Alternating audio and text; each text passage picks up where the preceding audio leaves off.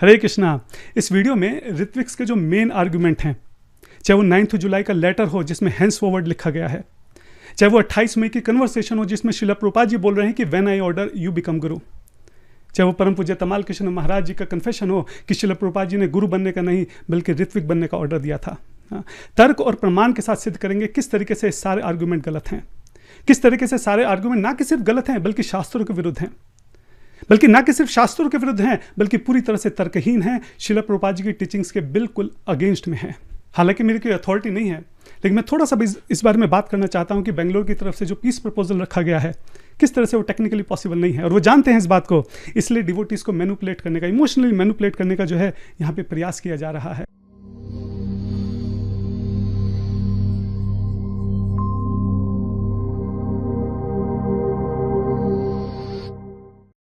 इससे पहले हम आगे बढ़ें, मैं यहाँ पे दो बात बोलना चाहता हूँ। पहली बात तो यह है कि जो भी भक्त ये वीडियो देख रहे हैं, अगर वो एस्कॉन से या किसी ऋत्विक संस्था से संबंधित नहीं है तो ये वीडियो उनके लिए नहीं है, क्योंकि इस वीडियो में जो भी मैं बोलने वाला हूँ ना तो वो उनके किसी काम का है और ना ही उनको कुछ समझ में आने वाला है। इसलिए व्यर्थ में अपना समय खराब ना करें। बहुत मुश्किल से दुर्लभ मानव जीवन मिलता है। शिला प्रभुपाद जी की किताबों को पढ़ें और इस दुर्लभ मानव जीवन का जो एकमात्र लक्ष्य है उसको समझने का प्रयास करें। भविष्य में आप कभी एस्कॉन से या किसी ऋत्विक संस्था से जुड़ेंगे तब शायद आप इस वीडियो को देख सकते हैं। दूसरा मैसेज मैं उन भक्तों को देना चाहता हूं जो बार बार मुझे मैसेजेस कर रहे हैं कि प्रभु जी क्यों इन कंट्रोवर्सी में पड़ना है, हम लोग अपना भजन करते हैं ना। बात इतनी आसान नहीं है। यह बात सिर्फ कंट्रोवर्सी की नहीं है, यहाँ बात सिद्धांत की है। जो अर्जुन थे वो भी तो ये कह रहे थे कि मुझे इन सब कंट्रोवर्सी में नहीं पड़ना है, मैं अपना जाके भजन करता हूँ। हाँ, शिला प्रभुपाद जी के समय में क्या कंट्रोवर्सीज नहीं थी, क्या कोर्ट केसेस नहीं थे, क्या लड़ाइयाँ नहीं थी, सब कुछ था। क्या शिला प्रभुपाद जी ने अपने डिसाइपल्स को ये बोला कि नहीं नहीं इन सब कंट्रोवर्सी में मत पड़ो, जाओ एक जगह कोने में बैठ के अपना भजन करो? क्या ऐसा था? नहीं था। आप सोचिए शिला प्रभुपाद जी कितने दिन हमारे लिए भूखे रहे हैं, कितनी रात हमारे लिए जगे हैं। आज जब उनको हमारी जरूरत है, उनके सिद्धांत को बचाने की जरूरत है, तो हम ये सोच लें कि नहीं नहीं हम तो कंट्रोवर्सी में नहीं पड़ेंगे, हम इन सब चक्करों में नहीं पड़ेंगे, हम तो बस बैठ के भजन करेंगे। ऐसा नहीं होता है। और जो भक्त इसको इस नज़र से देख रहे हैं कि ये तो कंट्रोवर्सी है, आप ये समझिए कि हम किसी के ऊपर पर्सनल अटैक नहीं कर रहे हैं, हम किसी की वैष्णव निंदा नहीं कर रहे हैं। हम यहाँ पे सही सिद्धांत को समझने की कोशिश कर रहे हैं कि दीक्षा का क्या मतलब है, प्रभुपाद जी ने दीक्षा का क्या प्रोसेस हमारे सामने दिया है। और सिद्धांत जो है, जो डिस्कशन है, डिबेट है सिद्धांत के ऊपर, वो तो हमारी वैष्णव, हमारी वैदिक संस्कृति का एक हिस्सा रहा है। तो इसको समझने में हमें आलस नहीं करना चाहिए। कविराज गोस्वामी बोलते हैं चैतन्य चरितामृत में कि सिद्धांत को समझने में कभी आलस नहीं करना चाहिए। अगर हम इस डिस्कशन को अच्छे से समझते हैं तो दीक्षा के प्रति जो हमारी फिलॉसफिकल अंडरस्टैंडिंग है उसमें बहुत क्लैरिटी आएगी। हमेशा के लिए हमें सही समझ होगी कि दीक्षा का सही में क्या अर्थ है। कभी भी अगर हमसे कोई बात करेगा तो हमें पता होगा कि इसका जवाब हमको कैसे देना है। इससे पहले मैं स्टार्ट करूं, हम सब के परम आराध्यतम गुरुपाद पद्मा एस्कॉन फाउंडर आचार्य AC भक्तिवेदांत स्वामी महाराज शिला प्रभुपाद जी के चरण कमलों में अपना सर रखकर मैं बार बार उनको नमस्कार करता हूँ। मैं बार बार उनको दंडवत देता हूँ, 1000 बार मैं उनको दंडवत देता हूँ। मैं उनसे प्रार्थना करता हूँ, उनसे भीख मांगता हूँ कि कृपया करके हम सब के हृदय में जो भी आपकी इच्छा थी, जो भी आपकी आज्ञा थी, उसको प्रकाशित करें।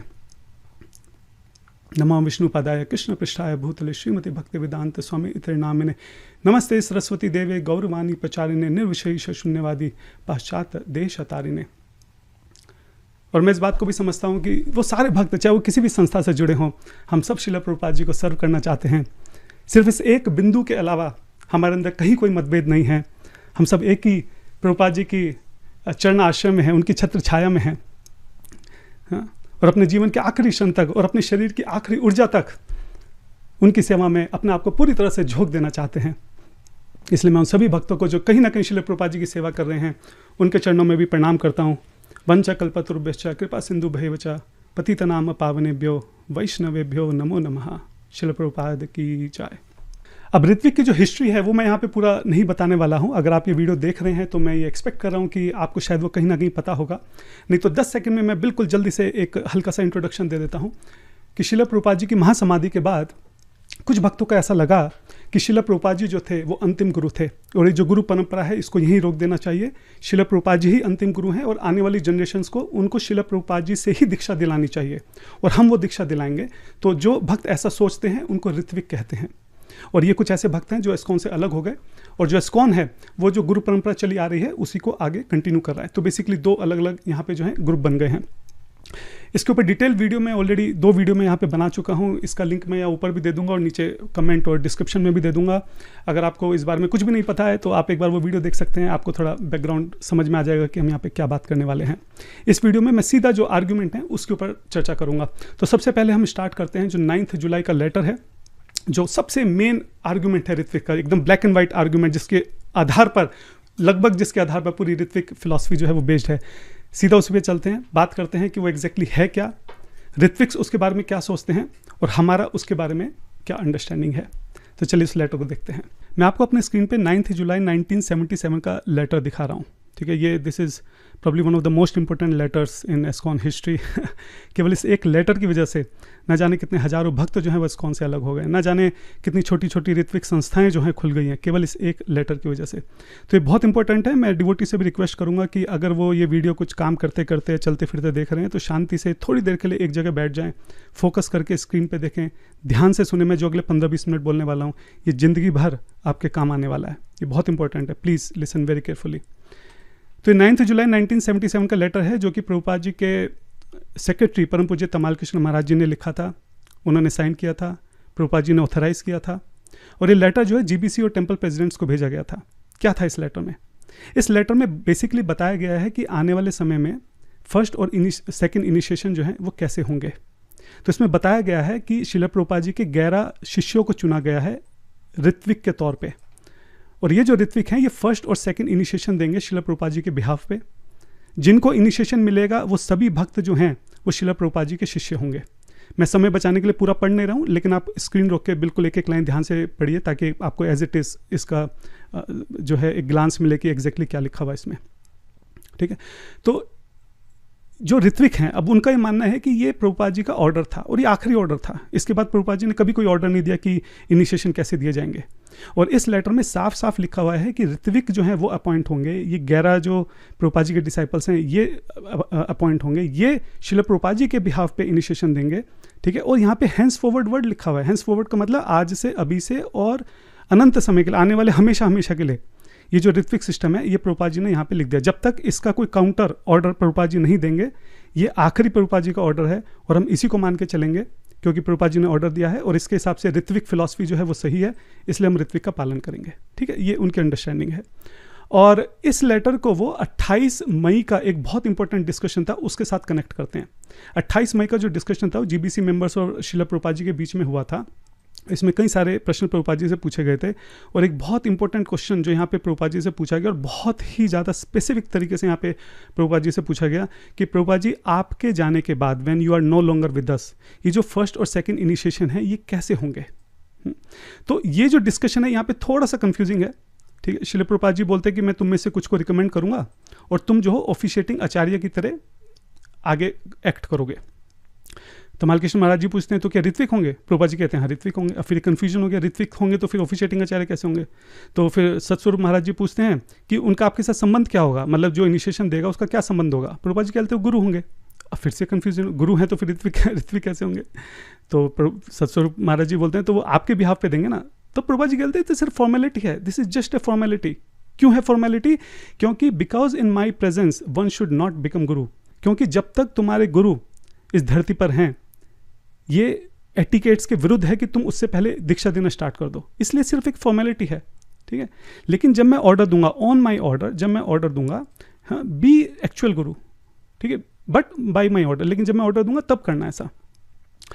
तो फिर ससुर माँ जी पूछते हैं so they may also be considered your disciples. हाँ वो मेरे डिसाइपल्स है, कंसिडर करने की क्या जरूरत है?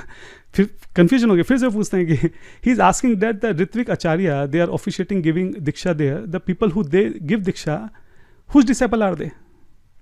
तो प्रभुपाद जी कहते हैं कि वो तो उनके डिसाइपल होंगे, जो दीक्षा देगा उसके डिसाइपल होंगे, they are his disciple who is initiating, his grand disciple. तो यहाँ पे जो ये डिस्कशन है, नो डाउट ये थोड़ा कंफ्यूजन है, थोड़ा यहाँ पे मिक्सअप चीज़ें हो रही हैं, लेकिन प्रभुपाद जी एंड में आके बिल्कुल एकदम क्लैरिटी से इस बात को बोल देते हैं किसका डिसाइपल होगा, जो दीक्षा दे रहा है उसका डिसाइपल होगा ग्रैंड डिसाइपल। कब? मेरे जाने के बाद जब दीक्षा होगी, when I am no longer with you.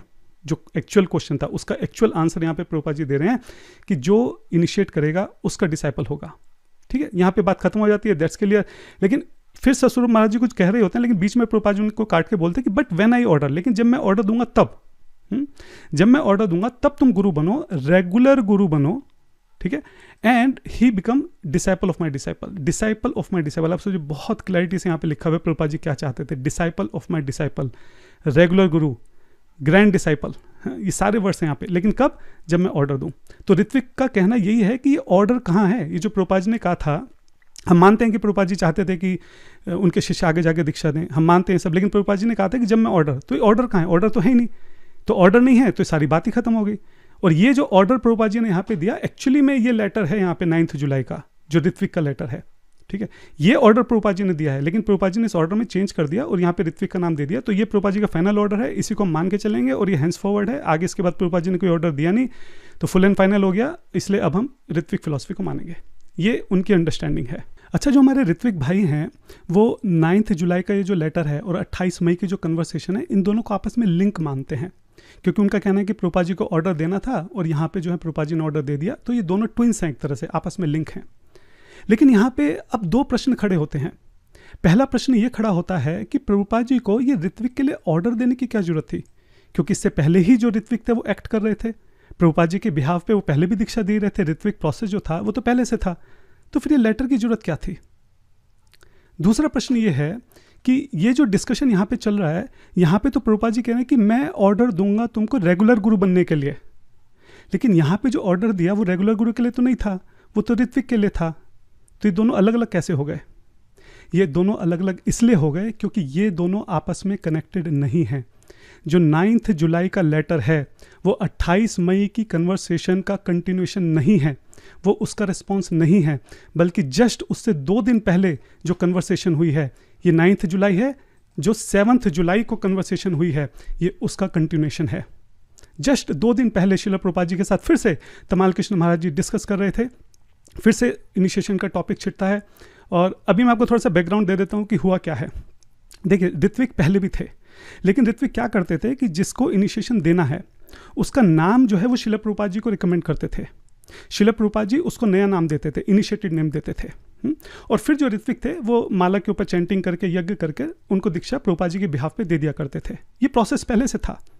अभी हो क्या रहा था कि श्रील प्रभुपाद जी जो हैं वो बहुत ही ज़्यादा बीमार पड़ गए थे, और तमाल कृष्ण महाराज जी की और जो भी प्रभुपाद जी के डिसाइपल्स थे जीबीसी की, उनकी ऑब्वियसली अंडरस्टैंडिंग थी कि जब भी हम किसी को दीक्षा देते हैं तो उसके कर्म जो है वो हम अपने ऊपर ले लेते हैं। तो इस बात को समझ रहे थे कि श्रील प्रभुपाद जी पहले से इतने ज़्यादा बीमार हैं, अब हम और ज़्यादा लोगों को दीक्षा देंगे, और ज़्यादा प्रभुपाद जी के ऊपर कर्म आएंगे, वो और ज़्यादा बीमार हो जाएंगे। तो इस वजह से उन्होंने टाइम बिंग के लिए जो रिक्वेस्ट उनके पास आ रही थी प्रभुपाद जी से नाम लेने के लिए, वो उन्होंने वहाँ पे रोक दी थी। लेकिन धीरे धीरे ये जो रिक्वेस्ट, जो लेटर्स आ रहे थे रिकमेंडेशन के, बढ़ते चले जा रहे थे। तो तमाल कृष्ण महाराज जी को समझ में नहीं आ रहा था कि करना क्या है।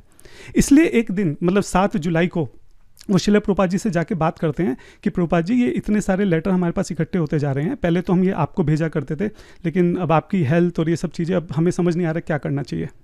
आप ये पढ़ना इसको एज इट इज़, मैं पूरा पढ़ूंगा तो बहुत टाइम लग जाएगा, इसलिए मैं जल्दी से आपको जो मेन पॉइंट है वो यहाँ पे बता रहा हूँ। आप स्क्रीन रोक के पढ़ना, नहीं तो सारे लिंक जो मैं बात कर रहा हूँ सारे लिंक डिस्क्रिप्शन में भी दूंगा, कोशिश करूँगा फर्स्ट कमेंट में भी दूंगा। बहुत इंपॉर्टेंट है, ध्यान से रोक के एक एक शब्द को ध्यान से पढ़ना आप, यहाँ पे कितना क्लियर यहाँ पे कम्युनिकेशन हो रहा है, ठीक है। तो इस बारे में यहाँ पे बात चल रही है। अब प्रभुपाद जी क्या बोलते हैं? प्रभुपाद जी कहते हैं कि आप एक काम करो, जो भी नियर बाई है उसको बोलो कि वही इनिशिएशन दे देगा, नियर बाई, ठीक है। और फिर प्रभुपाद जी नाम रिकमेंड करना शुरू कर देते हैं। कीर्तनंदा कर सकता है, सत्स्वरूप कर सकता है, भगवान कर सकते हैं, ऋषिकेश महाराज कर सकते हैं, 5-6 मैन, 5-6 लोगों को जो भी नियरेस्ट है वो कर देंगे। हाँ, तो यहाँ पे तमाल कृष्ण महाराज जी क्लैरिफाई करते हैं, तो फिर अब आपको लिखने की जरूरत नहीं है क्या नाम के लिए? प्रभुपाद जी बोलते हैं हाँ, जरूरत नहीं है, उनको बोलो कि वही कर देंगे, ठीक है।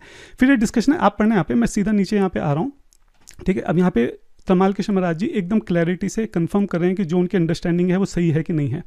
So there is no need for devotee to write to you for the first and second initiation, they can write to the man nearest them, but all these persons are still your disciples.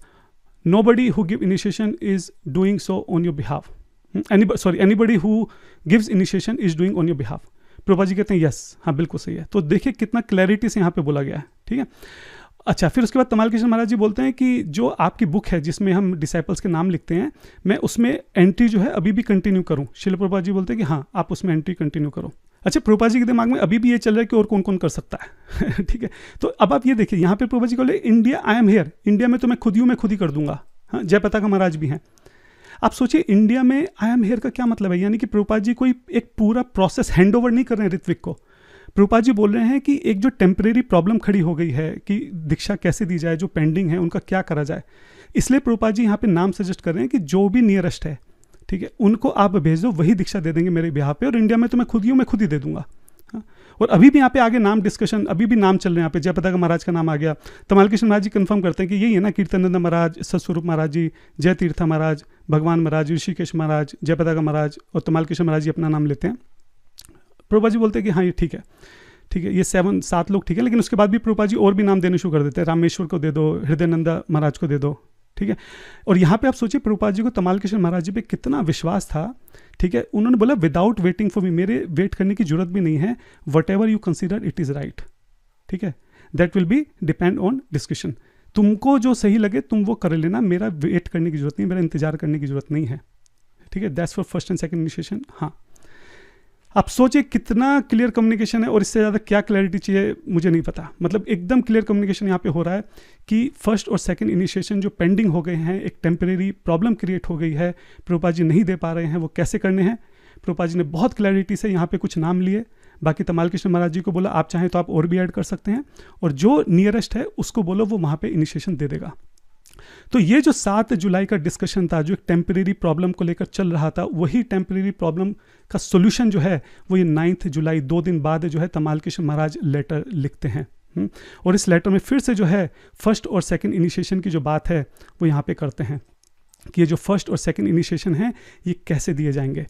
जिन नामकों का यहाँ पे discussion हुआ था, आप सोचिए जो नाम यहाँ पे लास्ट में बोले गए थे, ये रिपीट करते हैं, कीर्तनानंद महाराज, सतस्वरूप, जय तीर्थ, वो सारे नाम आपको यहाँ पे देखने को मिलेंगे। ये एग्जैक्टली वही नाम है जो प्रभुपाद जी ने सजेस्ट करे थे कि इनको बोलो जो नियरेस्ट हैं वो दीक्षा देंगे। आप सोचिए कि यहाँ पे रिपीट कर रहे हैं कि जो प्रॉब्लम यहाँ पे 7 जुलाई की, वो सेम यहाँ पे प्रॉब्लम रिपीट कर रहे हैं कि in the past temple presents have written to Srila Prabhupada recommending a particular devotee initiation, now the Srila Prabhupada has named these representative, कि टेम्पल प्रेसिडेंट जो है वो श्रील प्रभुपाद जी को लिख रहे हैं, रिकमेंड कर रहे हैं कि डिवोटीज को इनिशिएशन देना है। ये सेम प्रॉब्लम जो यहाँ पे इन्होंने इस डिस्कशन में 2 दिन पहले जो डिस्कशन हुआ, यहाँ पे बोल रहे हैं कि टेम्पल प्रेसिडेंट नाम दे रहे हैं, उनका क्या करना है, सेम यहाँ पे लिखा है कि उसका करना है।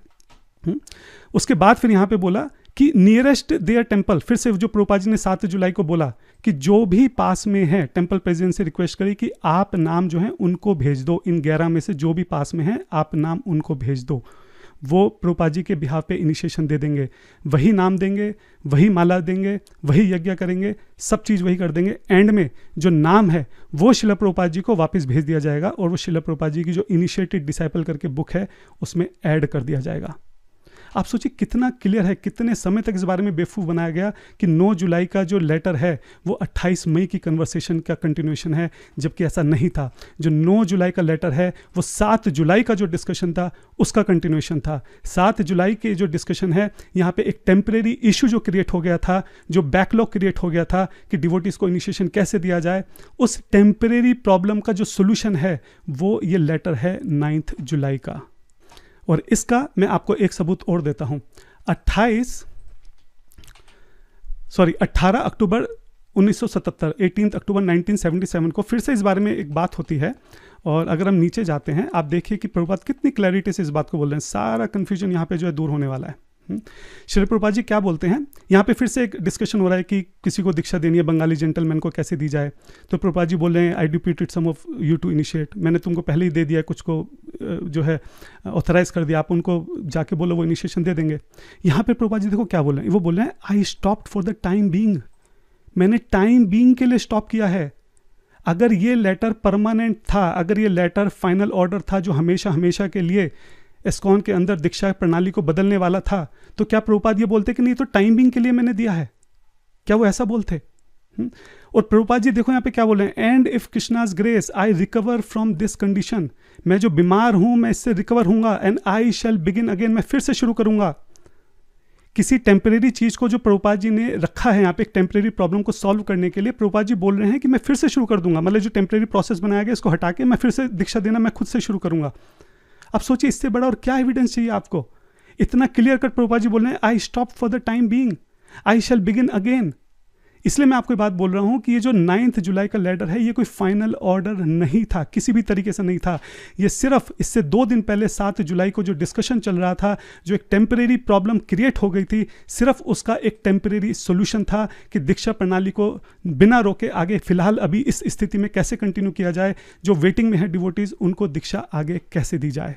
अब कुछ डिवोटी सोच रहे होंगे कि इसका क्या हुआ, ये जो पहले डिस्कशन था 28 मई का, इसमें प्रभुपाद जी बोले थे व्हेन आई ऑर्डर, तो ये ऑर्डर तो आया ही नहीं ये ऑर्डर भी आएगा। मैं इस पे अभी वापस आता हूँ, इसको आप जरा होल्ड रखिएगा, लेकिन मैं यहाँ पे कुछ पॉइंट कंप्लीट करना चाह रहा हूँ, पहले मैं उसको कंप्लीट करता हूँ। तो जैसा कि मैंने आपको बताया कि जो 9 जुलाई का लेटर है ये कोई फाइनल ऑर्डर नहीं था, ये सिर्फ एक टेम्परेरी प्रॉब्लम का टेम्परेरी सोल्यूशन था। इसी बात को साबित करने के लिए मैं यहाँ पे कुछ एविडेंस और रखना चाहता हूँ। आप सोचिए कि 9 जुलाई को प्रभुपाद जी ने ये लेटर लिखा, जिसमें प्रभुपाद जी ने अपने पिछले लगभग 12 साल में जो उन्होंने विश्व भर में प्रचार किया, और संन्यास के बाद तो खैर वो प्रचार करे थे, लगभग 20-25 साल में जो उनकी टीचिंग्स हैं, जो उनकी राइटिंग्स हैं, जो उनके लेक्चर्स हैं, रूम कन्वर्सेशन है, इंटरव्यूज़ हैं, उन सब में श्रील प्रभुपाद जी ने जो बात बोली कंसिस्टेंसी से गुरु परंपरा के बारे में, इस एक लेटर से श्रील प्रभुपाद जी वो सब बदल देना चाहते थे ऋत्विक के हिसाब से।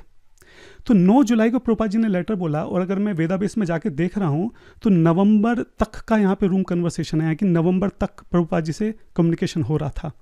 जुलाई के बाद सितंबर, अक्टूबर, नवंबर 3 महीने तक श्रील प्रभुपाद जी के साथ कम्युनिकेशन हुआ है। एक बार भी श्रील प्रभुपाद जी ने इस बारे में कोई बात नहीं की। आप सोचिए, इतनी बड़ी बात प्रभुपाद जी चेंज करने वाले हैं, पूरा गुरु परंपरा को रोक देने वाले हैं, एक नया सिस्टम इस्टेब्लिश करने वाले हैं, लेकिन एक बार भी श्रील प्रभुपाद जी जो है इस बारे में नहीं बोल रहे हैं क्लैरिटी से। एक बार भी वो ये बात नहीं बोल रहे हैं कि हाँ, मेरे जाने के बाद ये जो मैंने ऋत्विक सिस्टम है मैंने इसको एस्टेब्लिश किया है। इतनी इंपॉर्टेंट बात जो है उन्होंने अपनी विल में नहीं लिखी। इतनी इंपॉर्टेंट बात जो है उन्होंने जीबीसी टेम्पल प्रेसिडेंट को बुलाकर जो है क्लैरिटी से नहीं बोली। इतनी इंपॉर्टेंट बात जो है रूम कन्वर्सेशन में कभी किसी के साथ नहीं हुई। ऐसा कैसे संभव है? क्या कोई एक भी जगह श्रील प्रभुपाद जी ने क्लैरिटी से इस बात को बोला कि हाँ, जो मैंने लेटर लिखा है उसका ये मतलब है, या मैं मेरे डिपार्चर के बाद का सिस्टम जो है मैंने ऋत्विक को एस्टेब्लिश किया है? एक बार भी नहीं। मतलब इतनी इंपॉर्टेंट चीज और एक बार भी क्लैरिटी के साथ उसका कहीं पे कोई कन्वर्सेशन नहीं, ये कैसे पॉसिबल है? अब एक बार वापस इस लेटर पर आते हैं। आप सोचिए कि इतना इंपॉर्टेंट लेटर जो श्रील प्रभुपाद जी के पूरी लाइफ की टीचिंग्स को बदलने वाला है, इस लेटर में ऋत्विक एक सिस्टम इंट्रोड्यूस होने वाला है, और ये तक नहीं बताया गया कि ये सिस्टम कंटिन्यू कैसे होगा जब ये 11 डिसाइपल श्रील प्रभुपाद जी के इस धरा पर नहीं रहेंगे। इसमें से कोई बीमार पड़ जाता है, कोई इस्कॉन छोड़कर चला जाता है, किसी का फॉल डाउन हो जाता है, कुछ भी होता है, तो क्या होगा? किसी नए डिसाइपल को कैसे अपॉइंट किया जाएगा? श्रील प्रभुपाद जी का उनके डिपार्चर के बाद क्या एग्जैक्टली रोल रहेगा? कुछ नहीं, सिर्फ 2 पैराग्राफ के अंदर जो है पूरी हिस्ट्री चेंज होने वाली है। श्रील प्रभुपाद जी जब भी किसी जीबीसी को कोई इंस्ट्रक्शन देते थे, मेक श्योर करते थे कि वो रिकॉर्ड होनी चाहिए, रिटर्न में होनी चाहिए, उनके साइन होने चाहिए। 2-2, 3-3 बार क्लैरिफाई करते थे।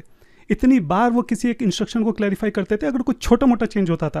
और यहाँ पे तो पूरा हिस्टोरिकल जो उनका सिद्धांत है, पूरी गौड़ीय वैष्णव परंपरा से जो सिद्धांत चला आ रहा है, वो सिद्धांत यहाँ पे चेंज करने वाले हैं वो इस एक लेटर में। लेकिन कहीं भी वो ये नहीं बता रहे कि प्रोसेस आगे चलेगा कैसे। कितनी अजीब सी बात नहीं है? और उसका रिजल्ट ये है कि आज जो भी ऋत्विक ऑर्गेनाइजेशन चला रहे हैं उनको भी नहीं पता क्लैरिटी से कि हमें आगे करना क्या है। अब आप सोचिए, जो हमारे हिज ग्रेस मधु पंडित प्रभु जी हैं, या फिर हमारे हिज ग्रेस वृंदावन चंद्र प्रभु जी हैं, सॉरी मैं यहाँ पे नाम ले रहा हूँ, लेकिन मेरा उद्देश्य है किसी को कोई पर्सनल अटैक करना नहीं है। मैं यहाँ पे सिर्फ सिद्धांतिक तौर पे समझाने का प्रयास कर रहा हूँ कि ये क्लैरिटी क्योंकि इस लेटर में नहीं है, उसकी वजह से कितनी बड़ी कन्फ्यूजन क्रिएट हो गई है। जो भी उनके फॉलोअर्स हैं प्लीज़ इसको अन्यथा ना लें, सारग्राही की तरह। जो सार मैं यहाँ पे बताना चाह रहा हूँ, जो प्रॉब्लम क्रिएट हो रही है इस क्लैरिटी को ना होने की वजह से, क्या प्रॉब्लम क्रिएट हो रही है उसको आप समझने का प्रयास कीजिए। जो हमारे हिज ग्रेस मधु पंडित प्रभु जी हैं वो परम पूज्य जयपताका महाराज जी के डिसाइपल हैं। जयपताका महाराज जी ने उनको ये नाम दिया है मधु पंडित प्रभु। अब प्रश्न ये उठता है कि उनका खुद का श्रील प्रभुपाद जी के साथ इनिशिएशन कैसे हुआ, क्योंकि श्रील प्रभुपाद जी के समय में तो वो फिजिकली प्रेजेंट नहीं थे। क्या इन 11 में से किसी ने उनको इनिशिएशन दिया? अगर इन 11 में से नहीं दिया तो किसने दिया? प्रभुपाद जी ने नहीं दिया, इन 11 ने नहीं दिया, तो फिर किसने दिया? क्या उन्होंने खुद अपने आप को इनिशिएशन दे दिया? सोचने का विषय है। अगर वो कहते हैं कि नहीं हमने अलग से जीबीसी बनाई है, उस जीबीसी बनाने का अधिकार किसने दिया? कहाँ लिखा है यहाँ पे कि अगर ये प्रोसेस काम नहीं किया तो इस तरह से अलग से जीबीसी बना देनी है? ऐसे तो कल कोई भी अपना जो है संस्था से अलग हो जाए, 5-7 डिवोटी को प्रचार करे, 20-30 डिवोटी इकट्ठे हो जाए, उसमें से 5-6 पकड़ के अपनी एक जीबीसी बना दे और उस जीबीसी अपने आप को सेल्फ ऋत्विक आचार्य घोषित कर दे। तो फिर तो ऐसे हो सकता है। सेम प्रश्न जो है मेरा हिज ग्रेस वृंदावन चंद्र प्रभु जी से, उनको किसने अधिकार दिया?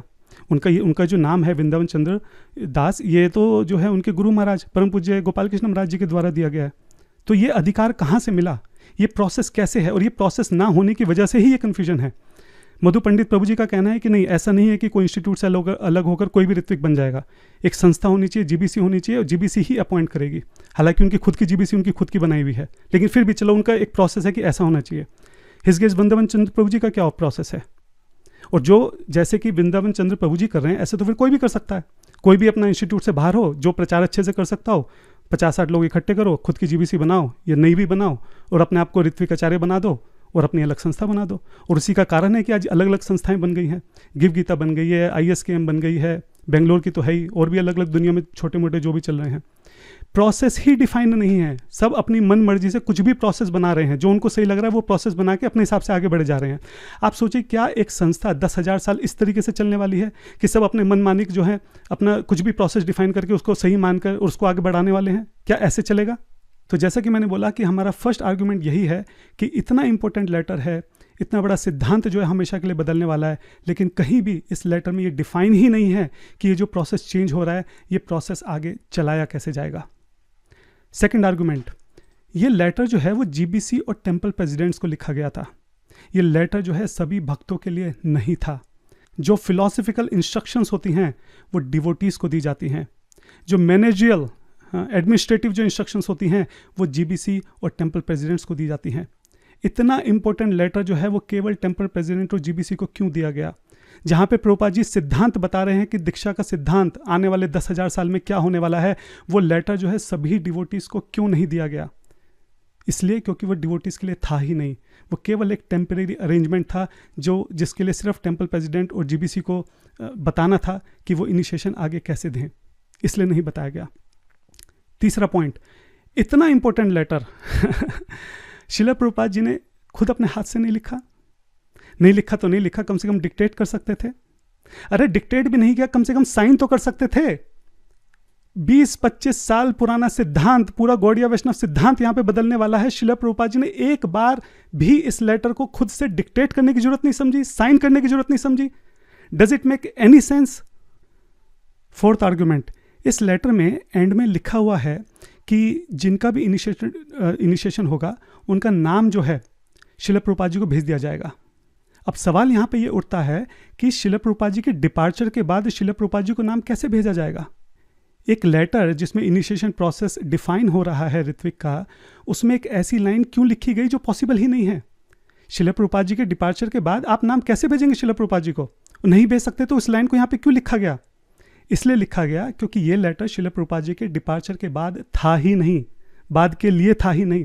ये सिर्फ श्रील प्रभुपाद जी के समय जो एक टेम्परेरी प्रॉब्लम थी 7 जुलाई को जो डिस्कस हुई थी, ये उसका सॉल्यूशन था। इसलिए ये लाइन ऐड की गई कि श्रील प्रभुपाद जी के समय में जो इनिशिएशन होगा ऋत्विक के द्वारा, उनका नाम जो है वो श्रील प्रभुपाद जी को यहाँ पे भेजा जाएगा। और जैसे मैंने बोला एग्जैक्टली ये वही है जो यहाँ पे 7 जुलाई को डिस्कशन में हुआ, जिसमें तमाल कृष्ण महाराज जी बोल रहे हैं कि ठीक है श्रील प्रभुपाद आपके बिहाफ पे इनिशिएशन करेंगे और नाम जो है वो यहाँ पे आपको भेज देंगे और आपकी बुक में एंटर कर दिया जाएगा। वही सेम चीज़ यहाँ पे जो है बोली गई। तो अगर ये प्रोसेस इटर्नल प्रोसेस है, 10,000 साल के लिए प्रोसेस है, तो ये संभव ही नहीं है। और जो चीज़ संभव नहीं है वो इस लेटर में लिखी कैसे गई, इसका क्या जवाब है?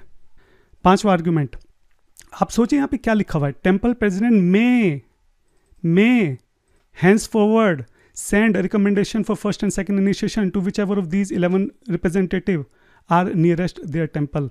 जो भी टेम्पल के नियरेस्ट हैं, आप जो फर्स्ट और सेकंड इनिशिएशन के लिए जो रिकमेंडेशन है आप उनको भेज सकते हैं। में चाहे तो भेज सकते हैं, चाहे तो नहीं भेज सकते हैं। मतलब इतना बड़ा प्रोसेस चेंज हो रहा है और वहाँ पे मे यूज़ हो रहा है। मस्ट यूज़ होना चाहिए था, शैल यूज़ होना चाहिए था। इटर्नल मैंडेट यहाँ पे दिया जा रहा है, अगले 10,000 साल की बात यहाँ पे चल रही है। इतनी लूज लैंग्वेज, हाँ, हो सके तो दे देना, नहीं हो सके तो मत देना। ये कैसे पॉसिबल है? ये इसलिए पॉसिबल है क्योंकि ये लेटर 10,000 साल के लिए था ही नहीं, ये केवल वहाँ पे एक टेम्परेरी सॉल्यूशन था। 6th आर्गुमेंट, ये एक वर्ड हैंस फॉरवर्ड जिसको लेकर ऋत्विक जो अपनी पूरी फिलॉसफी इस एक वर्ड के इर्द गिर्द घूमती है, ये एक वर्ड भी जो है वो सही से नहीं लिखा हुआ है। आप एक बार देखें यहाँ पे ये वर्ड लिखा किसके लिए हुआ है। ये वर्ड जो है टेम्पल प्रेसिडेंट्स के लिए लिखा गया है कि हैंस फॉरवर्ड, आज के बाद जो टेम्पल प्रेसिडेंट हैं वो फर्स्ट और सेकंड इनिशिएशन के लिए जो भी एलिजिबल हैं, जो भी रिकमेंडेशन है, वो 11 रिप्रेजेंटेटिव को भेज देंगे जो कि नियरेस्ट हैं। ठीक है, ये ऋत्विक के लिए नहीं है। ये लाइन जो है वो ऋत्विक को डायरेक्ट नहीं हो रही है, टेम्पल प्रेसिडेंट्स को डायरेक्ट हो रही है। आप समझिए इस बात को।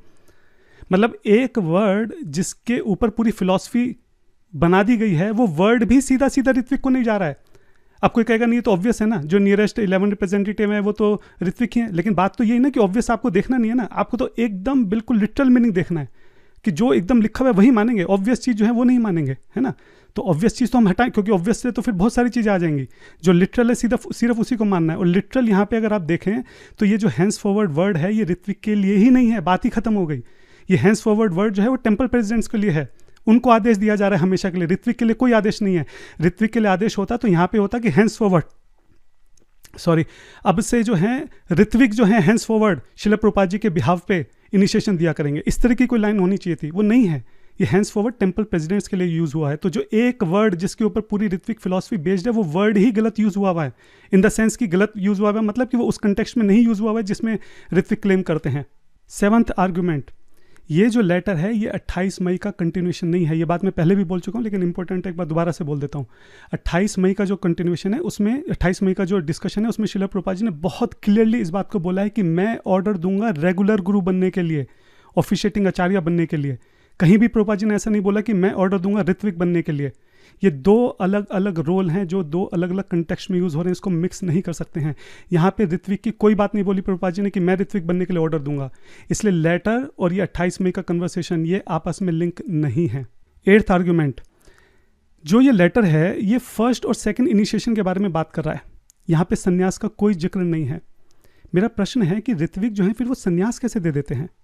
वो संन्यास देने का बेसिस कहाँ से है, उसका ऑर्डर कहाँ है, वो प्रोसेस कहाँ डिफाइंड है? शिला प्रभुपाद जी ने जो लेटर, आपके हिसाब से जो फाइनल लेटर है, इसमें तो कहीं ऐसा मेंशन ही नहीं है कि संन्यास किसी को देना है, नहीं देना है, देना है तो कैसे देना है। तो संन्यास देने का अधिकार कहाँ से आया, संन्यास देने का प्रोसेस कहाँ से आया, ये प्रश्न है। 9th आर्ग्यूमेंट, पहले भी बोल चुका हूँ, फिर से बोल रहा हूँ क्योंकि इंपॉर्टेंट है। यहाँ पे सारे 10 आर्ग्यूमेंट में कंक्लूड करके एक साथ बोलना चाह रहा हूँ कि इस 9 जुलाई लेटर के बाद भी शिला प्रभुपाद जी के साथ बहुत कन्वर्सेशन हुई है। लगभग नवंबर शुरू तक कन्वर्सेशन हुई है, 3 महीने तक कन्वर्सेशन हुई है। जुलाई, अगस्त, सितंबर, अक्टूबर, नवंबर, 4 महीने के लगभग जो है प्रभुपाद जी के साथ कन्वर्सेशन हुई है। ये संभव ही नहीं है कि शिला प्रभुपाद जी इतना बड़ा चेंज करने वाले हैं और एक लेटर के बाद शिला प्रभुपाद जी ने उसके बारे में कोई बात नहीं की, क्लैरिटी से एक बार भी इस बात को नहीं बोला कि मेरे डिपार्चर के बाद जो है मैंने नया प्रोसेस जो बनाया है आप उसको फॉलो करना, ऐसे फॉलो करना, उससे रिगार्डिंग आपका कोई क्वेश्चन तो नहीं है, रिटर्न में तो है ना, साइन तो हो गए ना, जीबीसी ने रिजोल्यूशन में पास तो कर दिया ना, कुछ नहीं है, ये संभव ही नहीं है। 10th आर्ग्यूमेंट, अब आप सोचो, आपको हंसी आएगी जो मैं बोलने वाला हूँ। इतना इंपॉर्टेंट लेटर है जिसमें ऋत्विक पूरा डिफाइन होने वाला है, इसकी स्पेलिंग तक गलत है। हाँ, ये तो मैं वेदाबेस में दिखा रहा हूँ, मैं आपको इसका ओरिजिनल लेटर दिखाता हूँ। ठीक है, आप ये देखिए यहाँ पे ऋत्विक की स्पेलिंग क्या लिखी हुई है, RITTIK, जिसके ऊपर पूरी फिलॉसफी आपकी बेस्ड है, जिसको लेके आप जो है 4 संप्रदाय के पास जाने वाले हैं कि हमारी ये फिलॉसफी हमारे आचार्य ने हमको दी है, उसकी स्पेलिंग तक गलत लिखी हुई है। इतना कैजुअल, इतना इंपॉर्टेंट लेटर इतना कैजुअल कि स्पेलिंग तक में गलती हो गई। ये सोचने की बात है। तो मैंने जो आपको 10 आर्गुमेंट बताए हैं, आई होप आपको without a doubt, without a tinge of doubt ये बात समझ में आ गई होगी कि ये जो लेटर है ये कोई फाइनल ऑर्डर नहीं है, ये कोई इटर्नल मैंडेट नहीं है। ये सिर्फ एक जो टेम्परेरी प्रॉब्लम जो 7 जुलाई को डिस्कस की गई उसका टेम्परेरी सॉल्यूशन है। अब एक बार सुनते हैं कि लेटर जिसने लिखा है परम पूज्य तमाल कृष्ण गोस्वामी महाराज जी ने, उनका इस लेटर के बारे में क्या कहना है। Approach the author of the letter to find out what he meant by the word henceforward. It's just a choice of words I used. You know, if someone looks in a dictionary and finds it has a different meaning, somehow it gives a permanence. It certainly wasn't the intention. The letter was written by me. It was not dictated by Prabhupada. It was signed by me, and it's my letter. It's not Prabhupada's letter, so it's just astounding to me that somehow my letter turns out to be the final order. And it was my suggestion that Prabhupada approved it because I thought it would add weight to it so people would know it was authorized. And it's just astounding how this becomes the basis of a new understanding of the Sampradaya. If Prabhupada himself wanted to change something, first of all, he wouldn't have had someone write a letter for him. He would have written a letter, he would have dictated a letter, and he certainly would have signed it. And I can assure you he would not have done something which would have changed everything that he ever wrote in his books. अब मैं अपने सभी ऋत्विक भाई बहनों से, अपनी माताओं से ये प्रश्न पूछना चाहता हूँ कि क्या आप सच में एक ऐसे लेटर के ऊपर विश्वास करने के लिए तैयार हैं जो श्रील प्रभुपाद जी ने ना लिखा, ना डिक्टेट किया, ना उसके ऊपर साइन करे? एक ऐसा लेटर जिसने लिखा है वो खुद मना कर रहा है कि ऋत्विक के लिए नहीं लिखा गया है। एक ऐसा लेटर जिसमें श्रील प्रभुपाद जी की सारी टीचिंग्स को पलट दिया गया और वो क्लियरली डिफाइन तक नहीं है कि जो नया प्रोसेस दिया गया है उसमें वो फ्यूचर में प्रोसेस इंप्लीमेंट कैसे किया जाएगा। एक ऐसा लेटर जिसमें स्पेलिंग तक गलत लिखी हुई है। एक ऐसा लेटर जिसमें मे जैसे वर्ड का इस्तेमाल किया गया है, सर्टेन वर्ड्स तक का इस्तेमाल नहीं किया गया है। एक ऐसा लेटर जिसमें हेंस फॉरवर्ड वर्ड जो ऋत्विक बोलते हैं वो डायरेक्ट है ही नहीं उनके लिए, वो टेम्पल प्रेसिडेंट्स के लिए लिखा गया है। हाँ, एक ऐसा लेटर जिसमें ऐसी इंस्ट्रक्शन है जो श्रील प्रभुपाद जी के जाने के बाद संभव ही नहीं है कि नाम जो है श्रील प्रभुपाद जी को भेज दिए जाएं, संभव ही नहीं है ये। हाँ, एक ऐसा लेटर जिसका जो इंटरप्रिटेशन है वो शास्त्रों के विरुद्ध है। एक ऐसा लेटर जिसका इंटरप्रिटेशन पूरे साधु समाज के विरुद्ध है, 4 संप्रदायों के विरुद्ध है, गौड़ीय वैष्णव सिद्धांत के विरुद्ध है। एक ऐसा लेटर जिसका इंटरप्रिटेशन जो है वो हमारे परम आराध्य श्रील प्रभुपाद जी की टीचिंग्स के विरुद्ध है। प्रभुपाद जी ने हमेशा बोला है कि बुक्स आर द बेसिस, कभी नहीं बोला कि letter are the basis. Letter जो है वो मैनेजमेंट के लिए दिए जाते हैं, लेटर जो है वो टेम्परेरी एडजस्टमेंट के लिए दिए जाते हैं, लेटर जो है वो एडमिनिस्ट्रेटिव वर्क के लिए दिए जाते हैं, लेटर जो है वो फिलॉसफी के लिए नहीं दिए जाते हैं। और ऐसे एक लेटर के लिए आप श्रील प्रभुपाद जी की सारी टीचिंग्स तक को छोड़ने के लिए तैयार हैं। आप एक बार जरा आंख बंद करके अपने आप से पूछे कि आप कर क्या रहे हैं। सिर्फ 1-2 लीडर की बातों में आकर आप पूरे गुरु साधु समाज की, शास्त्रों की, समाज की सबकी बातों को आप नकारने के लिए तैयार खड़े हैं। पूरी वैष्णव कम्युनिटी को आप नकारने के लिए तैयार खड़े हैं। इतना ब्लाइंड कोई कैसे हो सकता है? सोचिए आप एक बार। मैं अपने सभी ऋत्विक भाई बहनों से, माताओं से प्रश्न पूछना चाहता हूं कि क्या इस एक लेटर के बल पर आप कल जो है 4 संप्रदायों के बीच में जब सबको बुलाया जाएगा, जब सबकी गैदरिंग होगी, क्या आप वहाँ पे खड़े होकर पूरे विश्वास के साथ बोल पाएंगे कि we have the best philosophy in the world for next 10,000 year? क्या आप ये बोल पाएंगे? अगर किसी ने पूछ लिया कि दिखाओ आपकी फिलॉसफी कहाँ है, हाँ, तो क्या आप उसको वो लेटर दिखाएंगे? वो बोलेंगे इसमें शास्त्र प्रमाण क्या है? ऋत्विक ऐसा तो कहीं शास्त्रों में वर्णन ही नहीं है। क्या बोलेंगे आप? आप ये बोलेंगे नहीं हमारे आचार्य ने ऐसा बोला है, श्रील प्रभुपाद जी ने ऐसा बोला है। तो वो तो पलट के बोल सकते हैं कि जो श्रील प्रभुपाद जी हैं वो तो वैदिक आचार्य रहे हैं, वो तो वेदों के विरुद्ध ना तो उन्होंने कभी कोई बात करी, ना ही वो कर सकते हैं। वो तो जब भी कोई बात बोलते थे साथ साथ उसका रेफरेंस बोलते थे। तो ये कैसे संभव है कि श्रील प्रभुपाद जी ने इतनी बड़ी बात बोल दी बिना किसी वैदिक रेफरेंस के, शास्त्रीय रेफरेंस के? क्या जवाब देंगे आप? और फिर जब वो लेटर देखेंगे वो बोलेंगे अरे इसमें तो 50 तरह की इसमें स्पेलिंग मिस्टेक है, इसमें ग्रामेटिकल मिस्टेक है, कन्फ्यूजन है, ऐसी ऐसी कंडीशन है जो पॉसिबल ही नहीं है, अलग अलग तरह से इसको इंटरप्रेट किया जा रहा है। क्या ये आपका प्रमाण है? इस प्रमाण के ऊपर आपकी बेस्ट फिलॉसफी है? अगर ये तर्क वो आपके सामने रखेंगे तो क्या जवाब देंगे आप? वो केवल हम लोग केवल और केवल हंसी का पात्र जो है उन सबके सामने हंसेंगे वो हम सबके ऊपर। आप ये समझिए जो शास्त्रिक प्रमाण है वो बहुत जरूरी है, उसको नकार नहीं सकते हैं। हम सब जानते हैं कि जब बलदेव विद्याभूषण जी डिबेट के लिए गए थे जयपुर, ठीक है, तो उनसे पूछा गया कि जो आपकी गौड़ीय वैष्णव फिलॉसफी है ये शास्त्रों के ऊपर कैसे आधारित है? आप बताइए जरा, वेदांत सूत्र में क्या आपकी एक्सप्लेनेशन है? तो उन्होंने बोला भाई एक्सप्लेनेशन की जरूरत ही नहीं है। हमारे जो महाप्रभु हैं, चैतन्य महाप्रभु, उन्होंने तो बोल दिया है कि जो भागवतम है वही नेचुरल एक्सप्लेनेशन है, टीका है वेदांत सूत्र के ऊपर, तो इसलिए अलग से जरूरत ही नहीं है। तो उन्होंने बोला ऐसा नहीं चलता है। आपकी जो फिलॉसफी है वो शास्त्रों पर आधारित होनी चाहिए। आप शास्त्रों के साथ, प्रमाण के साथ बताओ कि आपकी फिलॉसफी कैसे सही है। ऐसे इधर उधर करने से नहीं चलता है। आप सोचिए, स्वयं भगवान की बात को नकार दिया। चैतन्य महाप्रभु स्वयं भगवान है, जानते हैं वो लोग। बलदेव विद्याभूषण जी बोल रहे हैं कि स्वयं भगवान ने ऐसा बोला है। वो उन्होंने नहीं, कुछ भी हो, शास्त्रों के ऊपर आधारित हुए बिना कोई भी चीज नहीं चल सकती है। तो जब वो भगवान की बात को मानने के लिए तैयार नहीं है तो आप बताइए कि हमारे आचार्य श्रील प्रभुपाद जी की बात को कैसे मान जाएंगे वो? क्या इस तरीके से हम लोग 10,000 साल अपनी परंपरा को आगे बढ़ाना चाह रहे हैं? सोचने का विषय है ये। एक वरिष्ठ वक्तों में सुन रहा था, वो कह रहे थे कि नहीं ऐसा नहीं, हम मानते हैं, मतलब ऋत्विक थे वो कहते हैं कि मानते हैं श्रील प्रभुपाद वेदों के अगेंस्ट में जाके, विरुद्ध, शास्त्रों के विरुद्ध जाके कोई बात नहीं बोल सकते, ठीक है। तो जो लेटर में श्रील प्रभुपाद जी ने लिखा है वो भी शास्त्रों में ही है। अच्छा, कहाँ है शास्त्रों में? तो उन्होंने बोला कि नहीं, क्योंकि 85% शास्त्र जो हैं वो तो लुप्त हो गए हैं, तो जो लुप्त हो गए हैं वहीं कहीं होगा। अब सोचिए कि कितना फुद्दू आर्ग्यूमेंट है, मतलब समझ नहीं आता कि हंसना है कि रोना है इस आर्ग्यूमेंट को सुन के। क्या ये आर्ग्यूमेंट जो है हम बाकी संप्रदाय के सामने खड़े होकर देने वाले हैं?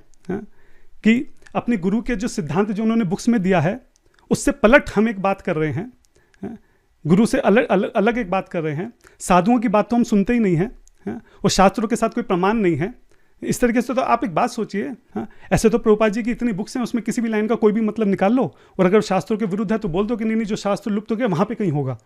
इस तरीके से परंपरा बढ़ेगी आगे 10,000 साल तक, ये सोचने का विषय है। मैं आपको फिर से अपनी स्क्रीन पर लेकर चलता हूं, और अब हम जो सेकंड आर्ग्यूमेंट है ऋत्विक्स का कि when I order you become गुरु, जब तक मैं ऑर्डर नहीं दूं आप गुरु मत बनना, और ऑर्डर जो है आपके पास नहीं है उसके ऊपर डिस्कस करते हैं। तो आप देख सकते हैं मैं एक बार फिर से 28 मई की जो कन्वर्सेशन है मैं यहाँ पर हूँ, और जैसे कि हमने पहले डिस्कस किया था कि इस कन्वर्सेशन में बहुत ही क्लैरिटी के साथ श्रील प्रभुपाद जी से पूछा गया कि जब आप हमारे बीच में नहीं रहेंगे, when you are no longer with us, तब इनिशिएशन कैसे दिए जाएंगे। और हमने देखा कि शुरू में थोड़ा कन्फ्यूजन हुआ, लेकिन लास्ट में श्रील प्रभुपाद जी ने बिल्कुल क्रिस्टल क्लियर जो है एकदम कर दिया कि जो आगे मेरे शिष्य हैं वो आगे शिष्य बनाएंगे, डिसाइपल ऑफ माय डिसाइपल, वो जो है रेगुलर गुरु बनेंगे, और जिसका इनिशिएशन होगा वो मेरा ग्रैंड डिसाइपल होगा। कहीं कोई कन्फ्यूजन नहीं है, एकदम क्रिस्टल क्लियर जवाब है। और ऋत्विक भी इस बात को मानते हैं, क्योंकि इसमें ना मानने के लिए कुछ बचा ही नहीं है। लेकिन वो कहते हैं कि यहाँ पे कंडीशन प्रभुपाद जी ने डाल दी कि when I order you become गुरु। ठीक है, आप गुरु बनना, लेकिन तब बनना जब मैं ऑर्डर करूँगा। तो ऑर्डर कहाँ है, आप हमको ऑर्डर दिखाइए, ऑर्डर दिखाएंगे तो हम बिल्कुल आपकी बात मानेंगे। ठीक है, तो ये उनका आर्ग्यूमेंट है। ठीक है, इसके ऊपर बात करेंगे, लेकिन उससे पहले मैं इन जनरल ये बात करना चाह रहा हूँ कि क्या ये सिद्धांतिक है कि बिना गुरु की आज्ञा के उनका जो शिष्य है आगे जाकर कभी शिष्य जो है फर्दर नहीं बना सकता है? क्या इस सिद्धांत के अनुरूप है? एक बार उसको जल्दी से देख लेते हैं। तो अगर हम नेक्टर ऑफ इंस्ट्रक्शन में जाते हैं, जो एक तरह से हमारी फंडामेंटल बुक है, एक तरह से हमारी बाइबल है और हम सब रूपानुगा हैं, तो रूपा गोस्वामी जो है यहाँ पे डेफिनेशंस दे रहे हैं। तो गुरु को कैसा होना चाहिए, उसकी 6 कंडीशन वो यहाँ पे देते हैं। फेमस वर्स है, वाचो वेगम मनसा क्रोध वेगम। तो इन 6 कंडीशंस में कहीं भी रूपा गोस्वामी तो ऐसा नहीं बता रहे हैं कि जब तक गुरु की आज्ञा ना हो शिष्य को अपनाने की, एक्सेप्ट करने की, गुरु जो है आगे शिष्य नहीं बना सकता है। ऐसे तो कोई यहाँ पे कंडीशन रूपा गोस्वामी नहीं दे रहे हैं। अच्छा, अब एक बार देखते हैं कि चैतन्य महाप्रभु क्या कहते हैं। चैतन्य महाप्रभु स्वयं इस बात को बोल रहे हैं कि कीबा विप्रा कीबा न्यासी शुद्ध केने नाया, यही कृष्ण तत्ववेता सही गुरु होया। जो कृष्ण के तत्व को जानता है, जो क्वालिफाइड है, वो गुरु बन सकता है। कहीं पे भी ऐसा नहीं बोला कि नहीं गुरु की आज्ञा की जरूरत है, बिना गुरु की आज्ञा के आगे जो है तुम गुरु नहीं बन सकते, आगे जो है तुम डिसाइपल्स नहीं बना सकते। अच्छा, अब एक बार देख लेते हैं कि श्रील प्रभुपाद जी के इस बारे में क्या कहना है। तो श्रील प्रभुपाद जी का लेटर है 2 दिसंबर 1975 का। इसमें ये लॉ ऑफ डिसिप्लिक सक्सेशन बता रहे हैं, मतलब डेफिनेशन बता रहे हैं। ठीक है, लॉ का मतलब कि फुल फाइनल डेफिनेशन है, ऐसा नहीं कि छोटा मोटा कुछ इंडिकेशन दिया है, पूरे डेफिनेशन बता रहे हैं कि यहाँ पे क्या है। क्या बोल रहे हैं, keep trained up very rigidly and then you are bona fide guru. अगर आप क्वालिफाइड हैं तो आप गुरु बन सकते हैं। You can accept disciples in the same principle. क्या प्रिंसिपल है? क्वालिफिकेशन। जो प्रिंसिपल यहाँ पे चैतन्य महाप्रभु ने बोला क्वालिफिकेशन, जो प्रिंसिपल यहाँ पे रूपा गोस्वामी ने बोला क्वालिफिकेशन, वही जो कंडीशन है यहाँ पे श्रील प्रभुपाद जी बोल रहे हैं, वही प्रिंसिपल यहाँ पे वो बोल रहे हैं कि जो क्वालिफिकेशन है अगर वो है तो आप गुरु बन सकते हैं। लेकिन प्रभुपाद जी कह रहे हैं लेकिन as a matter of etiquettes. लेकिन एटिकेट्स क्या हैं? ठीक है, कस्टम क्या है कि जब तक आपका स्पिरिचुअल मास्टर है तब तक आपको डिसाइपल्स नहीं बनाने चाहिए। अगर स्पिरिचुअल मास्टर की एब्सेंस में या फिर वो डिसअपेयर हो जाए, you can accept disciples without any limitation. कोई लिमिटेशन नहीं है, उसके बाद कोई रूल्स रेगुलेशन नहीं है, कोई कंडीशंस नहीं है। बिना किसी लिमिटेशन के अगर स्पिरिचुअल मास्टर डिसअपेयर हो जाता है तो आप जो है शिष्यों को एक्सेप्ट कर सकते हैं। And this is the law of disciplic succession. ठीक है, इतना क्लियरली यहाँ पे प्रभुपाद जी बोल रहे हैं। और बाद में बोलते हैं, I want to see my disciples become bona fide spiritual master and spread Krishna consciousness very widely and that will make me and Krishna very happy। तो यहाँ पे प्रभुपाद जी फिर से बता रहे हैं कि मैं चाहता हूँ कि मेरे सारे शिष्य जो हैं वो बोनाफाइड स्पिरिचुअल मास्टर बने। तो हमने देखा कि शास्त्रों के आधार पे श्रील प्रभुपाद जी ने जो डेफिनेशन दी, उन सब के आधार पे कहीं पे भी जनरली ऐसा नहीं आता है कि ऑर्डर की जरूरत है। मैंने यहाँ पे कुछ और भी रेफरेंसेस निकाले थे, आप मेरे स्क्रीन पर देख सकते हैं। बहुत सारे, मैं सारे तो नहीं पढ़ूंगा, आप स्क्रीन रोक के यहाँ पे पढ़ सकते हैं। मैं जस्ट आपको एक इंडिकेशन यहाँ पे देना चाह रहा हूँ। जैसे कि ये लॉस एंजल्स में 3 जनवरी 1969 में प्रभुपाद जी ने क्या बोला, all of my disciples will be allowed to initiate and increase the number of generation. Whoever is initiated, he is competent to make disciple. If one is conversant in the science of Krishna, he can become Diksha Guru. Anyone who is qualified can initiate disciple। और उसके बाद ये सारे reference हैं, आप screen रोक के पढ़ सकते हैं। लास्ट वाला बड़ा इंटरेस्टिंग है। Just like I have got many disciples, so in the future these disciples may have many branches of disciplic succession. कितने सारे रेफरेंस है, कहीं पे भी प्रभुपाद जी ने नहीं बोला कि जो गुरु है उसके ऑर्डर की, उसकी आज्ञा की जरूरत है। तो फिर ये अचानक से यहाँ पे प्रभुपाद जी ने ऐसा क्यों बोलना शुरू कर दिया कि व्हेन आई ऑर्डर? क्या हुआ? इसके पीछे की एक स्टोरी है, और स्टोरी ये है कि शिला प्रभुपाद जी जो हैं वो कई बार अपने डिसाइपल्स को बोला करते थे कि मैं चाहता हूँ कि आगे जाकर तुम गुरु बनो, मैं चाहता हूँ कि आगे जाकर जो है तुम खूब सारे डिसाइपल्स को एक्सेप्ट करो। हाँ, तो इसी तरह की बात उन्होंने कीर्तनानंद स्वामी जी से भी बोली थी। वो उनके सबसे पहले अमेरिकन शिष्य थे, प्रभुपाद जी की बहुत सेवा करी उन्होंने शुरू में। तो बाद में शिला प्रभुपाद जी से वो कम्युनिकेट नहीं कर पा रहे थे, प्रभुपाद जी बीमार थे, और पहले आज की तरह कम्युनिकेशन नहीं था कि व्हाट्सएप की तरह फटाक से मैसेज भेज दिया, एकदम से वीडियो कॉल ऑडियो कॉल कर दिया, ऐसा नहीं था। तो प्रभुपाद जी से क्योंकि कम्युनिकेशन नहीं हो पा रहा था, उनके पास बहुत सारे ऐसे डिवोटीज थे जिनका इनिशिएशन पेंडिंग था, और प्रभुपाद जी उनको पहले बोल चुके थे कि तुम आगे इनिशिएशन देना। तो उन्होंने क्या गलती करी कि बिना प्रभुपाद जी की आज्ञा लिए उन्होंने डायरेक्ट आगे इनिशिएशन देना शुरू कर दिया। अब जब शिला प्रभुपाद जी को इस बारे में पता चला तो उनको बड़ा गुस्सा भी आया, और वो उन्होंने ऑब्जेक्ट भी करा। उन्होंने इमीडिएटली कीर्तनानंद स्वामी को लिखा कि ये सही नहीं है, ऐसे नहीं होता है, जब तक आपका गुरु प्रेजेंट है आप जो है आगे दीक्षा नहीं दे सकते हैं। हाँ, फिर इसी तरह के एक दो केस और भी आए। तो जब ये चीज़ें हुई तब वहाँ से प्रभुपाद जी ने इस बात के ऊपर एम्फेसिस करना शुरू किया कि व्हेन आई ऑर्डर, तुम गुरु बनना, मैं चाहता हूँ तुम गुरु बनो, मैं चाहता हूँ तुम आगे डिसाइपल्स एक्सेप्ट करो, बट व्हेन आई ऑर्डर, अभी रुक जाओ। क्यों? क्योंकि फॉर्मेलिटी है ये कि जब तक आपका गुरु इस धरती पर है आपको शिष्यों को नहीं अपनाना चाहिए। इसलिए प्रभुपाद जी यहाँ पे बोलते थे कि व्हेन आई ऑर्डर, ठीक है आप गुरु बनना मैं चाहता हूँ, लेकिन रुक जाओ अभी, जब मैं बोलूँ तब, व्हेन आई ऑर्डर। इस लेटर में भी अगर आप देखें तो प्रभुपाद जी ऊपर साफ साफ बोल रहे हैं दिस इज अ फॉर्मेलिटी। हाँ, ये फॉर्मेलिटी है सिर्फ एक, जो ऋत्विकिज्म है जो भी है, ठीक है, मैं चाहता हूँ कि आप गुरु बनो, रेगुलर गुरु बनो, disciple of my disciple, grand disciple, when I order, जब मैं ऑर्डर दूँ तब। तो प्रभुपाद जी जब बोल रहे हैं कि व्हेन आई ऑर्डर, यहाँ पे प्रभुपाद जी का मतलब ये नहीं है, इस बात का मतलब ये नहीं है कि प्रभुपाद जी श्योर नहीं थे कि वो ऐसा ऑर्डर देना चाहते हैं कि नहीं चाहते हैं, इसलिए उन्होंने इस चीज़ को रोक के रखा है, ऐसा नहीं है।